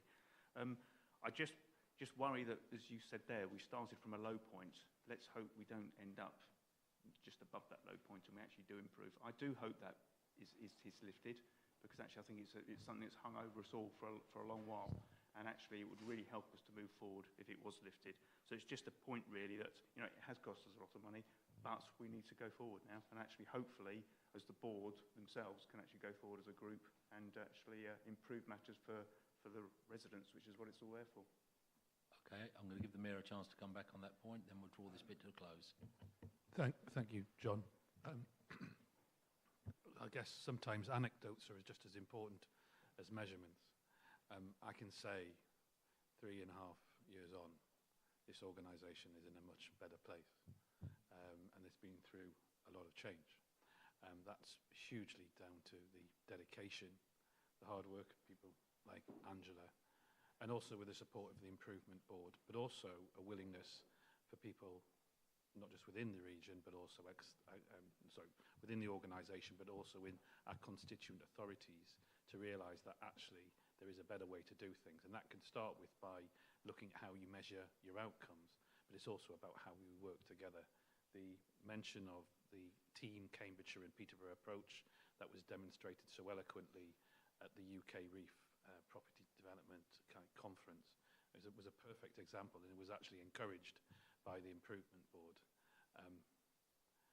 I mean, you know, you make a fair point. You know, everybody would like staff survey satisfaction of 100%, but you know, I challenge you. I don't know what your individual constituent authorities have, if you're measuring your staff every year and what they're currently at. Well, you know, we want to get better than 60%, and as kind of Angela has alluded to, is that this has been an improvement journey, but it doesn't stop when the improvement team leave. We're going to keep going, because we're going to be the best. We're going to be the best combined authority, and we're up against stiff competition, but we're going to be the best. And finally, I will make the comment, I think it was unfair that we didn't come out of the best value notice. It's down to other people who make that judgment call, and I was respectful of that, and I had to take that direct delivery of news from the then government minister. That was very distressing to the members of the staff here who had worked time and time again on that journey. But I am very hopeful that actually the progress that has been made and all the hard work will be recognised. But we have to wait and see. Thank you for that. I'm going to draw item 14 to a close. I want to thank Angela in particular, especially with your throat situation, for getting through that. Well done. We were asked to note this report, which I think we've done, and no vote required. Members, it's 10 minutes to 4. Mayor, can I just ask, in relation to your time, how are we for your time? Okay. Thank you, Anna. I'm trying to chair it. We'll go straight into it then, and we'll ask the questions to the Mayor. And if everybody's okay, if you need a comfort break, I suggest you go, right? But we will continue the meeting, I think. And what we will do is we will have a formal break on cessation of the next issue with the Mayor. Everybody okay with that? Thank you. So we did invite questions to be issued beforehand, of which 2 were submitted. I think it's the right order to take them. Councillor Vellacott, do you want to go with yours first? No problem. I haven't got the exact text of it because it wasn't phrased as a question, but a topic I'd really appreciate if the Mayor could cover. He will know from our previous correspondence, which I thoroughly thank him for, that I represent a village called Wicken. I feel Wicken is quite representative of a number of rural villages in terms of transport connectivity. And you mentioned at the time in our conversations about demand-responsive rural transport. I'd really appreciate if you could give an update, perhaps if you'd like, specific to Wicken. I would not say no to that, but in general about the demand-responsive rural transport initiative that you were proposing. Well, thank you, and I acknowledge our previous conversations. You invite the Mayor to talk about buses, you do at your peril. So I have had a prepared answer to try and cover it, but to be honest, I'm more than happy to go in bigger detail specifically, and that's also true for any member of this board, but also the whole... Can I just make a very quick suggestion? Are you aware of my question? Because it's slightly broader, but you might want to be able to answer. I think you could probably answer both these questions in one response. Well, I've got a longer response to Councillor Vellicott's and yours. I'm happy to just do them separately. They'll probably cover that. Okay. You're cool. So my team has put together a sort of set. Basically, rural bus services are really at the heart of the agenda for change in public transport. And I speak as somebody who lives in a rural community, so I realise the challenges that you face, but also in other areas of the county. So as the business case for bus reform made clear, many rural areas lack the frequent services, and services rarely extend to evening or weekend hours. And that is in addition to lengthy journey times, made difficult for those without a car to access jobs and services elsewhere. Now, separate to the bus reform work, which has been going on for some time, the investment into the bus services, as I say, ask a mayor to talk about buses, I'll also talk about the investment we've done. Through the initial mayoral precept enabled 22 bus services, which the commercial bus operator cancelled in 2022. I'm sure you remember that occasion. And those were maintained, and they ended up serving almost just under 1 million journeys a year.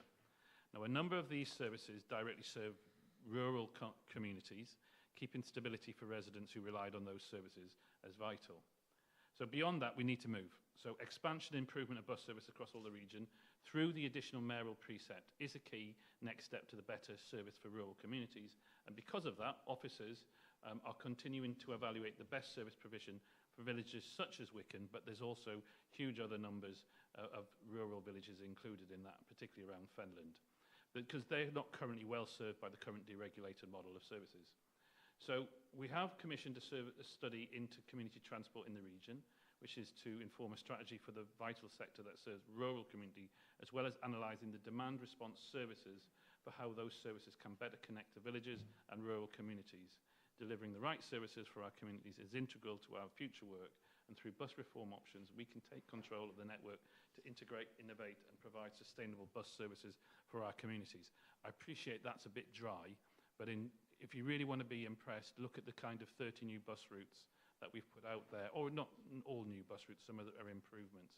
And that's come through sort of a willingness to invest in bus services. But again, we won't stop there. And what we have done, and the best example I can give, is in Peterborough, where the communities of the 4 villages, Wittering, Casworth, up into the connectivity that was lost by the cancellation of a bus service some almost 10 years ago between Peterborough and Stamford has left those villages isolated. Through a process of engagement of the Combined Authority, even before we started putting out all our investment, they kind of very clearly demonstrated through the benefit of a petition, so they got the community on board, and they said, we want our bus service back. I've written that bus service, and I was proud to, because what happened was they quite clearly demonstrated there was a need. So in regard to the Wicken example, I would really request, the best thing you could do is get 500, 1,000 signatures from Wicken and demonstrate that, we really think we need a bus service, because then that engages the population. And then I can say to my officers saying, look, we've got evidence that people in Wicken and villages like that really want a bus service. And we've demonstrated we will do that. I mean, we would love there to be much better bus services a lot quicker. But when we're rolling this out over the period of time that we've got, and within the resource values that we've got, making sure it's value for money, we need that evidence. And some of that's been done by surveys, but some of the best thing is community power, and that can come through the voice of elected representatives, or it can come through individuals. Okay. Thank you very much. Do you want to come back on that at all, Councillor Lucius? Yeah. Absolutely. Immediately forgot your surname there. Councillor Bellacott, please, sorry. Yeah. Thank you, Mr Mayor, for that response. I think the frustration in the parish of Wicken is that these conversations do come up, and whilst we haven't had an official petition submitted to the Combined Authority, the situation is that stakeholders in the area have been on and on at all stakeholders for the bus services time and again, and we get a similar response, which is that in the next sort of rural community study, Wicken is being considered, and then it always seems to fall through. So I can get the community behind me. It's the reassurance from the Combined Authorities side that that will be taken seriously, and it won't just be sort of put in a pile and go, this amongst many. Okay, thank you. Thanks for the challenge. I think actions speak louder than the words. I mean, I would argue probably in Wicken, and it probably you could say other rural communities across Cambridgeshire, ever since the deregulation of the buses in the 1980s and bus routes across the county have been taken away, people have been asking, can you get a bus route back? And actually, that hasn't happened. You've got 40 years, different parliaments, different governments have failed. And ironically, it takes a crisis sometimes, you know, as an opportunity. But that moment where the biggest operator withdrew a lot of services, and we have the benefit of a combined authority and the powers moving towards the stuff that we've talked around bus reform as well, to really show and demonstrate that if you invest in the people and you invest in terms of the infrastructure and then you invest in the idea of a public service, a public transport service, particularly about buses, it can be delivered. So you're not going to get forgotten about. No desire to do that. We have already demonstrated by our actions many times over that we are improving the ridership on buses and we're increasing the coverage of the community. Will every single household have a bus stop outside them? No. But it's going to be a lot better. Okay. Can I come back to your question? Oh, so my just for the benefit of everybody else, my question was similar and more parochial, but it was more about how will and what are the timescales for the, forgive me, on demand. The on demand. I was going to say Ting then, which is naughty of me, but the on demand. You can say Ting. Ting. Okay. Well, Ting was the prototype really that ran in St Neots, wasn't it? And as such, Ting still exists, but in the course of time, Ting, you know. I think in answering my question, you'll also explain my question. So right. Okay. So just to go back, as I said, there has been a step up in investment around those 30 new, bus routes. Some of them new, some of them enhanced old ones, but some of those do include the idea of an on-demand bus service. So to go to this, the officers are currently working on the procurement of the service and the technology. We are procuring a technology provider for all 4 of our new and existing demand response zones. So that obviously means currently called Ting, but as I say, we're looking again at the software technology. And then we will be putting out to tender in total 4 demand responsive zones. One of them is obviously in East Cambridgeshire, one of them is in Fenland, one of them is in South Cambs, Huntingdonshire, and yeah, that's okay, and the one that still remains around St Neots. The technology will also provide the Combined Authority with a rich source of data to evaluate the services, and procurement for the operation of the service is ongoing to launch, good news, in autumn 2024. Further details will be shared with local members and residents of this fantastic new service once the procurement has been completed. So hopefully that's positive. I think it's extremely positive. Thank you for the answer. A point that you've made in the answer, which I would really encourage, is the use of the local member, because we all attend our local parish council meetings of our constituents in there. It's a great, I think local members are a great method to disseminate that information and getting it out there in support of, obviously, your PR campaign to share the news. But that is good news. Thank you for that. And I would thank you for that encouragement. And it will definitely, I would say, if we do this, that we need to be clear that one of the successes that we had with the Ting service, it was interesting because it landed in different ways, and has been used in different by different communities where it's been trialled in West Huntingdonshire. But once it got into the narrative, oh, have you heard about Ting? You know, however it got out there, word of mouth, then people, I mean, to the point, it's almost too popular. And people often say, well, I can't, bloody can't, excuse my language, not so there. You can't always get a booking on it. And that, to some extent, nice problem to have, but it's, again, it goes back to us. We need to have that data to understand how the resource is being used to make sure that it really does the job it was actually set up to do. I think that's what you're saying, isn't it? So in terms of being demand-led, if you keep seeing over-demand, then that's going to change the service, isn't it? And then it helps, as you then use demand, think it actually then can actually help you start introducing regular bus services on top of demand-led transport. Okay. Thank you very much. I have a question, I think, or some input from Councillor Niche, and then I'll... Thank you, Chair. Did you? It just came over my mind as you were talking about things, because obviously you mentioned there the ting, and it sort of it failed, then worked, and then it's almost like failing in itself now, as you said, by over demand, and as we know, they all ended up being in St Neots as well, because took our half the ball, didn't we, in general terms, because they all said, "Oh, that's the place to make money."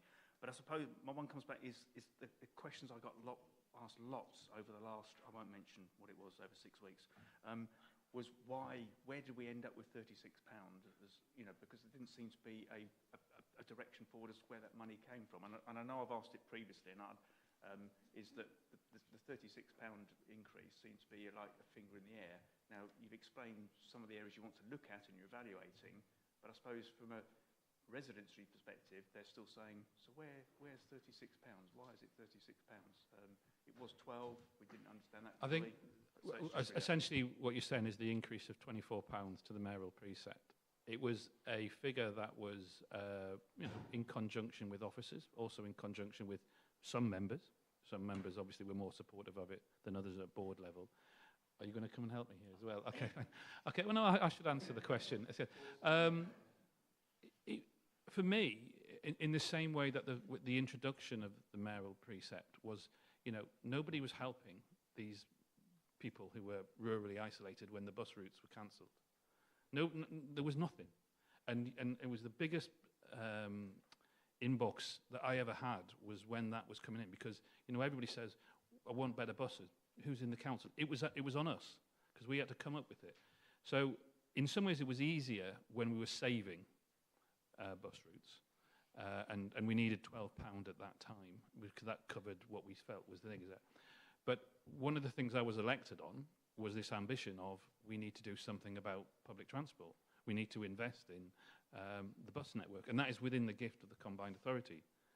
So it was a choice, and it was a choice. I mean, people may, which I was criticised for, but other people said that's the best thing that's ever happened, because we're demonstrating a willingness to tackle things like rural isolation, to tackle poor connectivity, and it takes time. So I mean, I could theoretically on a mayoral precept, but it could have been another £48, but that and what that would have done for my electoral chances, I'm not so sure. I mean, I live by that decision to do it anyway.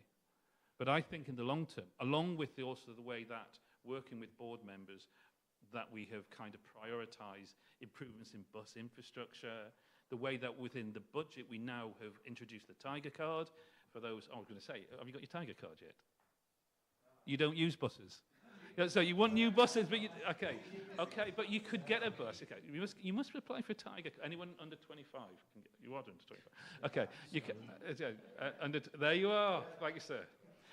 So these are the sort of things, and by doing that, I mean it's proved incredibly popular, where people and the ridership is going up, and we're hoping by this is kind of it's nudge therapy, where you try and encourage people to move away from a reliance on the car. I am not anti-car. I have a car myself. I drove here on today in a car. But it's an idea of a bigger picture. And so going back to the original thing was it seemed the right amount. Not an easy amount, and I wasn't happy at a time of, what we call cost of living crisis to get it. But I think in the long term it will pay dividends. And on that, do you want to come in? That was a political answer, officer answer. Thank you, Mayor. So just for sort of clarity about what do you buy with that additional precept sum? So essentially that raises £7 million. So that has allowed us to invest in 30 additional routes, and they are out to procurement at the moment. And that process, obviously, you will all be aware, I only joined the authority in January, so some of you will have a knowledge of things that happened before my time. But there was an exercise during the kind of pre-precept decisions about sort of consulting people about what routes, what areas they'd like to see. So using that, and also using the data that we have within the combined authority, and obviously some of the experience of having additional, putting on routes where there's been issues in the private sector delivering those, then we've used all of that information in order to have discussions with our leaders and elected members to define an offer in each of the local authority areas. So during February and March, we're having discussions about, you know, this route, that route, and various options. And through that process, and then the publication of those routes, which I think must have been about May time, we've then advanced each of those routes. So they're now out to procurement, and the first the first sort of with the tender processes should be complete in August, and the first route should be live on or around the 23rd of September. Now, it won't happen that all 30 of those manage to go live at the same time, quite clearly, but hopefully the earliest ones will, and then there will be a group of activity following that. And obviously there's funding for a year, so they will then run for that calendar year. In parallel, obviously, you're aware of the bus reform work that we're bringing along, and we'll talk about that later. But essentially, the precept has allowed £7 million to be raised to be delivered across those additional services or adapted services or more frequent services on those 30 routes that were published on the website in May. Hopefully that's useful. Thank you. Just for the avoidance of any doubt, could you just introduce yourself, Judith, and just tell us who you are? So I didn't want to stop you in full flow, but if you could just tell the new committee members in particular. My apologies, committee. I'm Judith Barker, the Executive Director in Place and Connectivity, and I started in January, in case I didn't mention.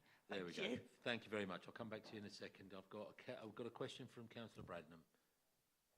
Thank you. I submitted you a question in writing, which I'll read out, if you like, for the benefit of the people around the table.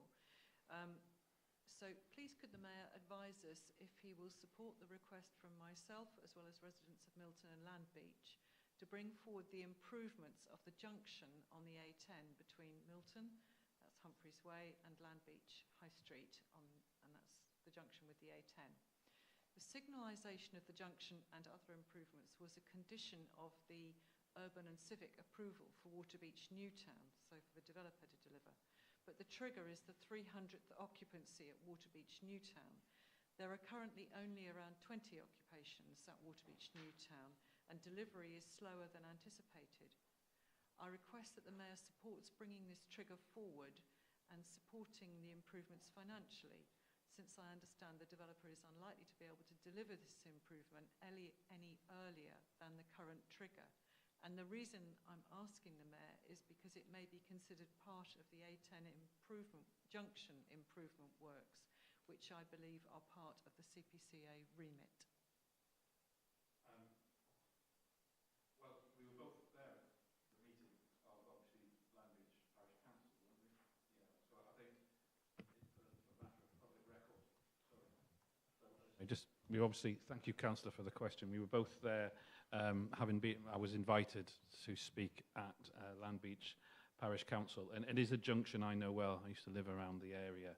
So the concerns raised by the Parish Council, you know, yourself as Councillor, and all residents at the time are very real to me.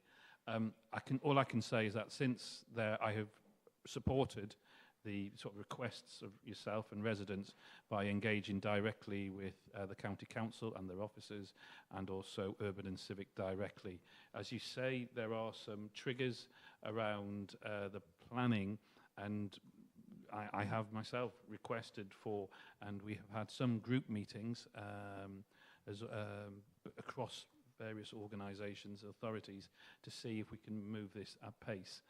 It is not within the gift of the Combined Authority to immediately kind of give additional monies to what is already a planning funded, but if there is a way, we are trying to find it. The point being that without any earlier intervention, it could be not until 2027-28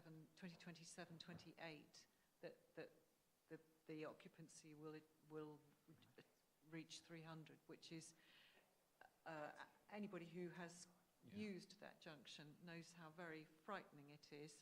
And although we have had fatalities at other junctions nearby and elsewhere on the A10, this particular junction has, I think, so far not caused any fatalities, but it has caused an enormous number of collisions because it is a staggered junction across the A10, and it's extremely dangerous, and we would very much like for it to be signalised. So anything you can do to I think it's a really good point, well made, good question. I think it was well answered, to be perfectly honest. I think we've covered most of that in as much as you're doing all you can, but what you're doing at the moment is really a South-Cambs planning issue, as I understand it. No, not South-Cambs. It's a combination. It is complex, but we are working on it. Okay, thank you. I'll take that. Thank you very much. Councillor Khan. Okay. I'm coming back. You were talking about rural bus services. I'm going to talk about one of the successes of bus services which we've used today, which is the busway from Huntingdon to Cambridge, which has been overused and has produced problems in my village, which have been reported for a number of years, that the fact that in peak times, when the buses arrive at Histon, they're all full and nobody can get on. And this, when my son was studying, for instance, often he was an hour late for his lessons at Hills Road because he couldn't get on a bus. This is, nothing seems to have been done about this. One of the suggestions in Cottenham was that maybe the idea is that you could run a bus from Cottenham to Oakington and in, and that would then, they wouldn't be full by the time they got to Histon in peak hours. Now there's been complaints also in Northstowe about buses not being full by the time they get to Northstowe, let alone getting to Histon. This seemed to be a success. I think you may have problems enforcing the bus companies to provide it. Presumably it's more expensive just to provide it, but peak hours. I just wondered what provision could be made. This is likely to be a problem on other fast, high-speed reserve routes that are being planned, that when they get nearer to the destination point, they will be full in peak hours because they will be full up from the satellite towns. So you've both got the Camborne Busway and the Southwest Busway, Southeast Busway, which are likely to may have similar problems. I just wondered, have you considered this and how you might deal with it? You've given up. Yeah, okay. Do you want to? Okay, I can also come back. Thank you. That's a very live conversation that we've had with a number of the bus operators. It's also been true around Addenbrooks and south of Cambridge, as well as the sites that you're talking about. And it is one of the issues that we have to manage. As if we're successful in attracting people onto the buses, it's then how do you deal with the peak? And I've had a number of conversations with Stagecoach in particular, who obviously run about 70 to 80% of the services in our area. And it is very challenging. But what you're suggesting, which is having additional services that pick up at shorter lengths in order to mitigate, is their chosen route. One of the issues that there are is basically to run a bus costs £200,000. And so if you have the volume of patronage, then that is less of a problem. So, but it's the unpredictability of the patronage. And one of the issues that Stagecoach say they plan for is obviously, as we all know, when it's exam season, that causes college and students to be coming at different times. Now, this year, apparently, there hasn't been a post-June drop-off. So it's also sort of, you can plan and budget for everything, and then there's still vagaries that you can't predict for. But one of the things we're doing is learning, taking all of that data and make sure it's funneling into our future planning.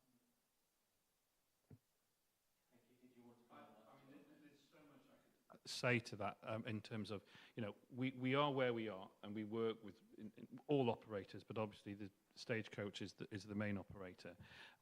As we move to a process where we, and I'm going to use a phrase that's obviously slightly loaded, take back control of the buses, assuming we go out to consultation, and that's something that your lead members agree to at board later on this month in terms of a consultation. I think many of those challenges will hopefully, we will improve things.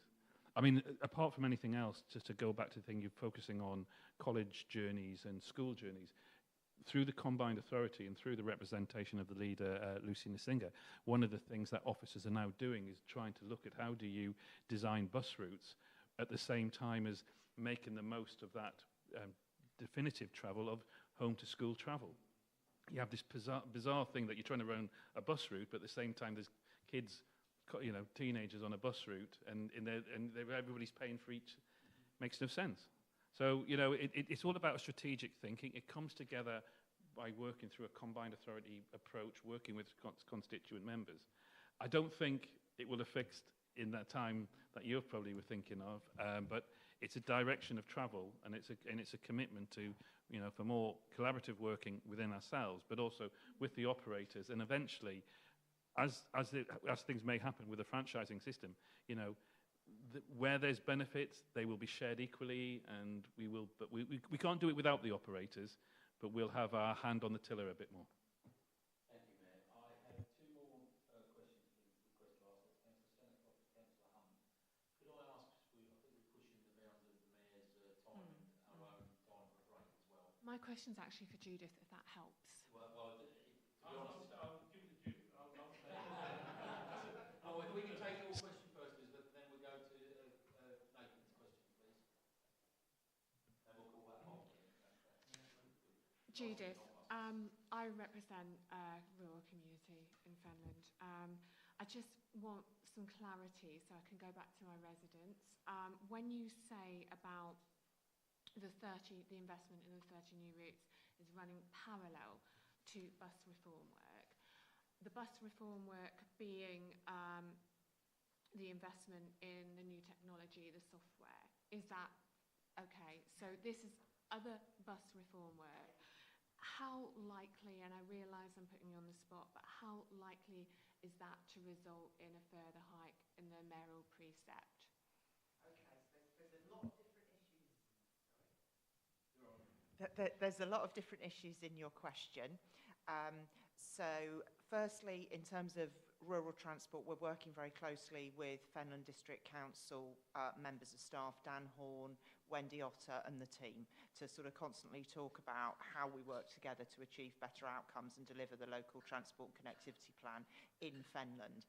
In terms of the technology point, so the technology is that Mayor Nick was referring to, is primarily to allow the software to be in place to allow TING or DRT services to work better. At the moment, we kind of buy the buses and the computer package, and so we can't go for any other providers because they have the package. What we're looking at doing is we own the computer package, and then other operators can buy into that, and then we can have one app across the place instead of lots of different ones. So that's the technology piece.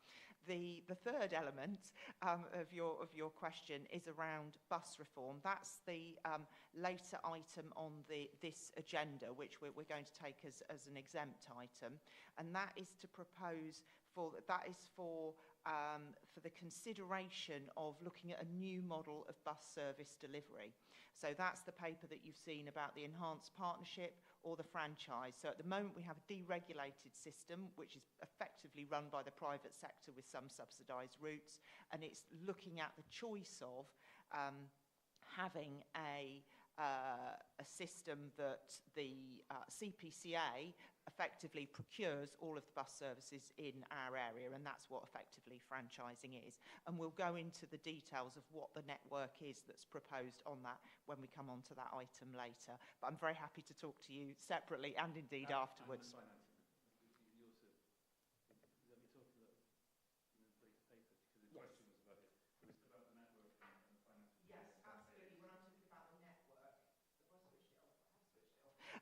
When I was talking about the network, when we talk in the later paper, we're going to talk about, and in fact Rob is here to support in looking at that, we're going to look at the affordability of the proposals for bus reform and the basis of the network, and then the flexibility, and that will include specifically about the precept level assumptions. So I hope that that will cover it. But yes, thank you, Mayor, that should cover. The final point is any mayoral precept is obviously brought to board and ideally is agreed by the board. It might be it might be called the mayoral precept, but it doesn't just land on me. There's an idea that it's sort of done again as a collaboration between all the leaders. Okay, thank you. We're going to make this the last question of this section then. Councillor Hunt. Nathan, please. I'll try and keep this quick, and apologies for no foresight. This was kind of off the cuff given the brilliant discussion we had about buses. So, as I've shown, I am a proud Tiger Pass holder for under 25s.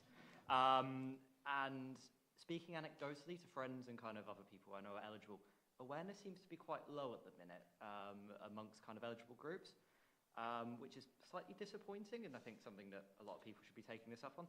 So I was just wondering if I could ask how this has been promoted, and also I will happily take it in writing as it's probably not to hand, but do you have a take-up figure as well, including possibly a percentage of people who we think are eligible?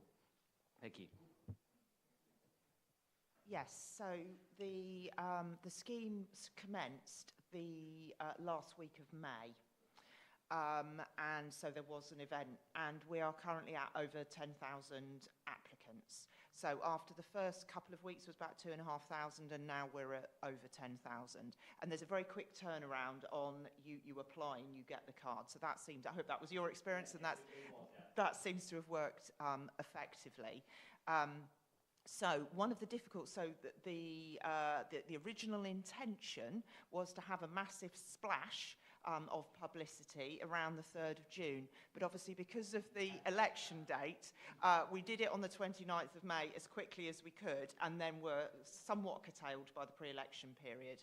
But having said that, I think the fact that we've got to 10,000 despite that is positive. And absolutely, Ed Coleman, who works with Kate very closely as our head of comms, he's really, since the election's been over, we've been absolutely building up the social media around this, and any support that anyone can offer in terms of sharing that. He's meeting with other constituent authority heads of comms as well to make sure that that reaches out. But any ideas anybody's got, we'd absolutely like to promote it further. As you go on, obviously there has been engagement with particular groups like the colleges, schools, primary schools have all been kind of informed about it. It's probably not necessarily the best time, and hopefully another run of comms, and just to give a nod to the comms team, they've done a fantastic job. On a personal level, just anecdotally, when I was going around, as I'm sure quite a few people around here have been visiting, knocking on doors, when I introduced myself as the mayor, a lot of people got the kids out and showed me the Tiger cards. Now, how much in terms of proportion that is, it could always be better. I would suggest that one group which might be harder to target is that sort of above 18 to 25. I mean, obviously, once you get over 17, there's a possibility you might say, well, I don't need, I've got a car, if you're lucky enough to have a car. But, if we can just kind of keep pushing on it, and as Judith says, any help from constituent members, constituent councils, just to kind of repeat it in the comms, this opportunity. We've had perfect examples where, it could be skills sessions, it could be volunteer groups have actually said once they get it and they kind of get the message and often get the feedback, it's dead easy to get. Every time when people walk through the door said, why haven't you got your Tiger card? And I've even heard feedback where my own children have been on the thing and the bus drivers have been saying, where's your Tiger card? So I'll take that, but it could always be better. Okay, I think it falls on me to thank you, Nick, and thank you, Judith, for your very open, frank responses to the questions this afternoon. So very much so. I think we're seeing you again in September, Nick. We are. That's the plan. But I was a bit worried about a date. But okay. All right. As I've said before, I see this as a part of important role of scrutiny, all part of the improvement journey. So. Okay. Well, and I think it's fair enough for us to say good luck tomorrow as well. If you've got a meetings tomorrow, haven't you? Or the chief executive? No, the chief executive's got meetings. I'm doing a clinic at the hospital. Oh, well, in that case, more good luck. No, more good luck. Take that off of it. Right, members, I'm actually going to take a break now. Some of us have got need for breaks. Some of us have got cars to put price on. But can we be back here? And I will start the meeting at 22 on that clock, okay? So thank you very much for now, and we'll be back for the break at 22.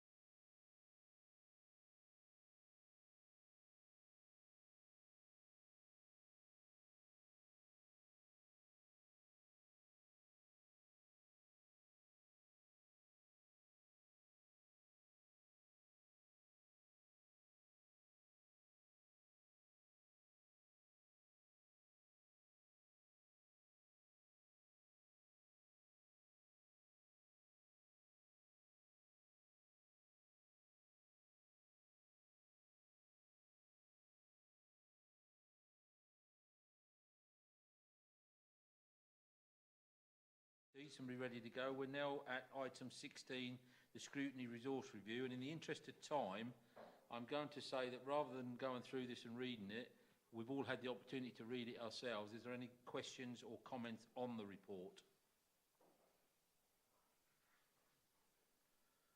No, that will be none then. So I'm willing to say, for the sake of this meeting, that we've been asked to note this report, and we have done so. As always, I would encourage you, if you haven't had the full chance to read it, read the report, and I'm sure you can come back to officers with any follow-up points on the matter anyway. Similarly, I will go to item 17, the Overview and Scrutiny Committee draft work programme. Does the committee have any comments or items they wish to add to the work programme? I think we did make one earlier, didn't we? Which we said we needed to look at the programme, and it's escaped my memory what it was. It'll be in your notes, Anne, but I'm working. Yeah. Okay, then we'll take the work programme as being acceptable. And again, it's a living, breathing document. If anybody's got anything that they would like to include, then come back to Anne, and I would suggest you CC in the chair and probably the vice chair these days as well, just for note, and we're sure we can take it. So that moves us on, I believe, to 18, which is the date of the next meeting. We've been...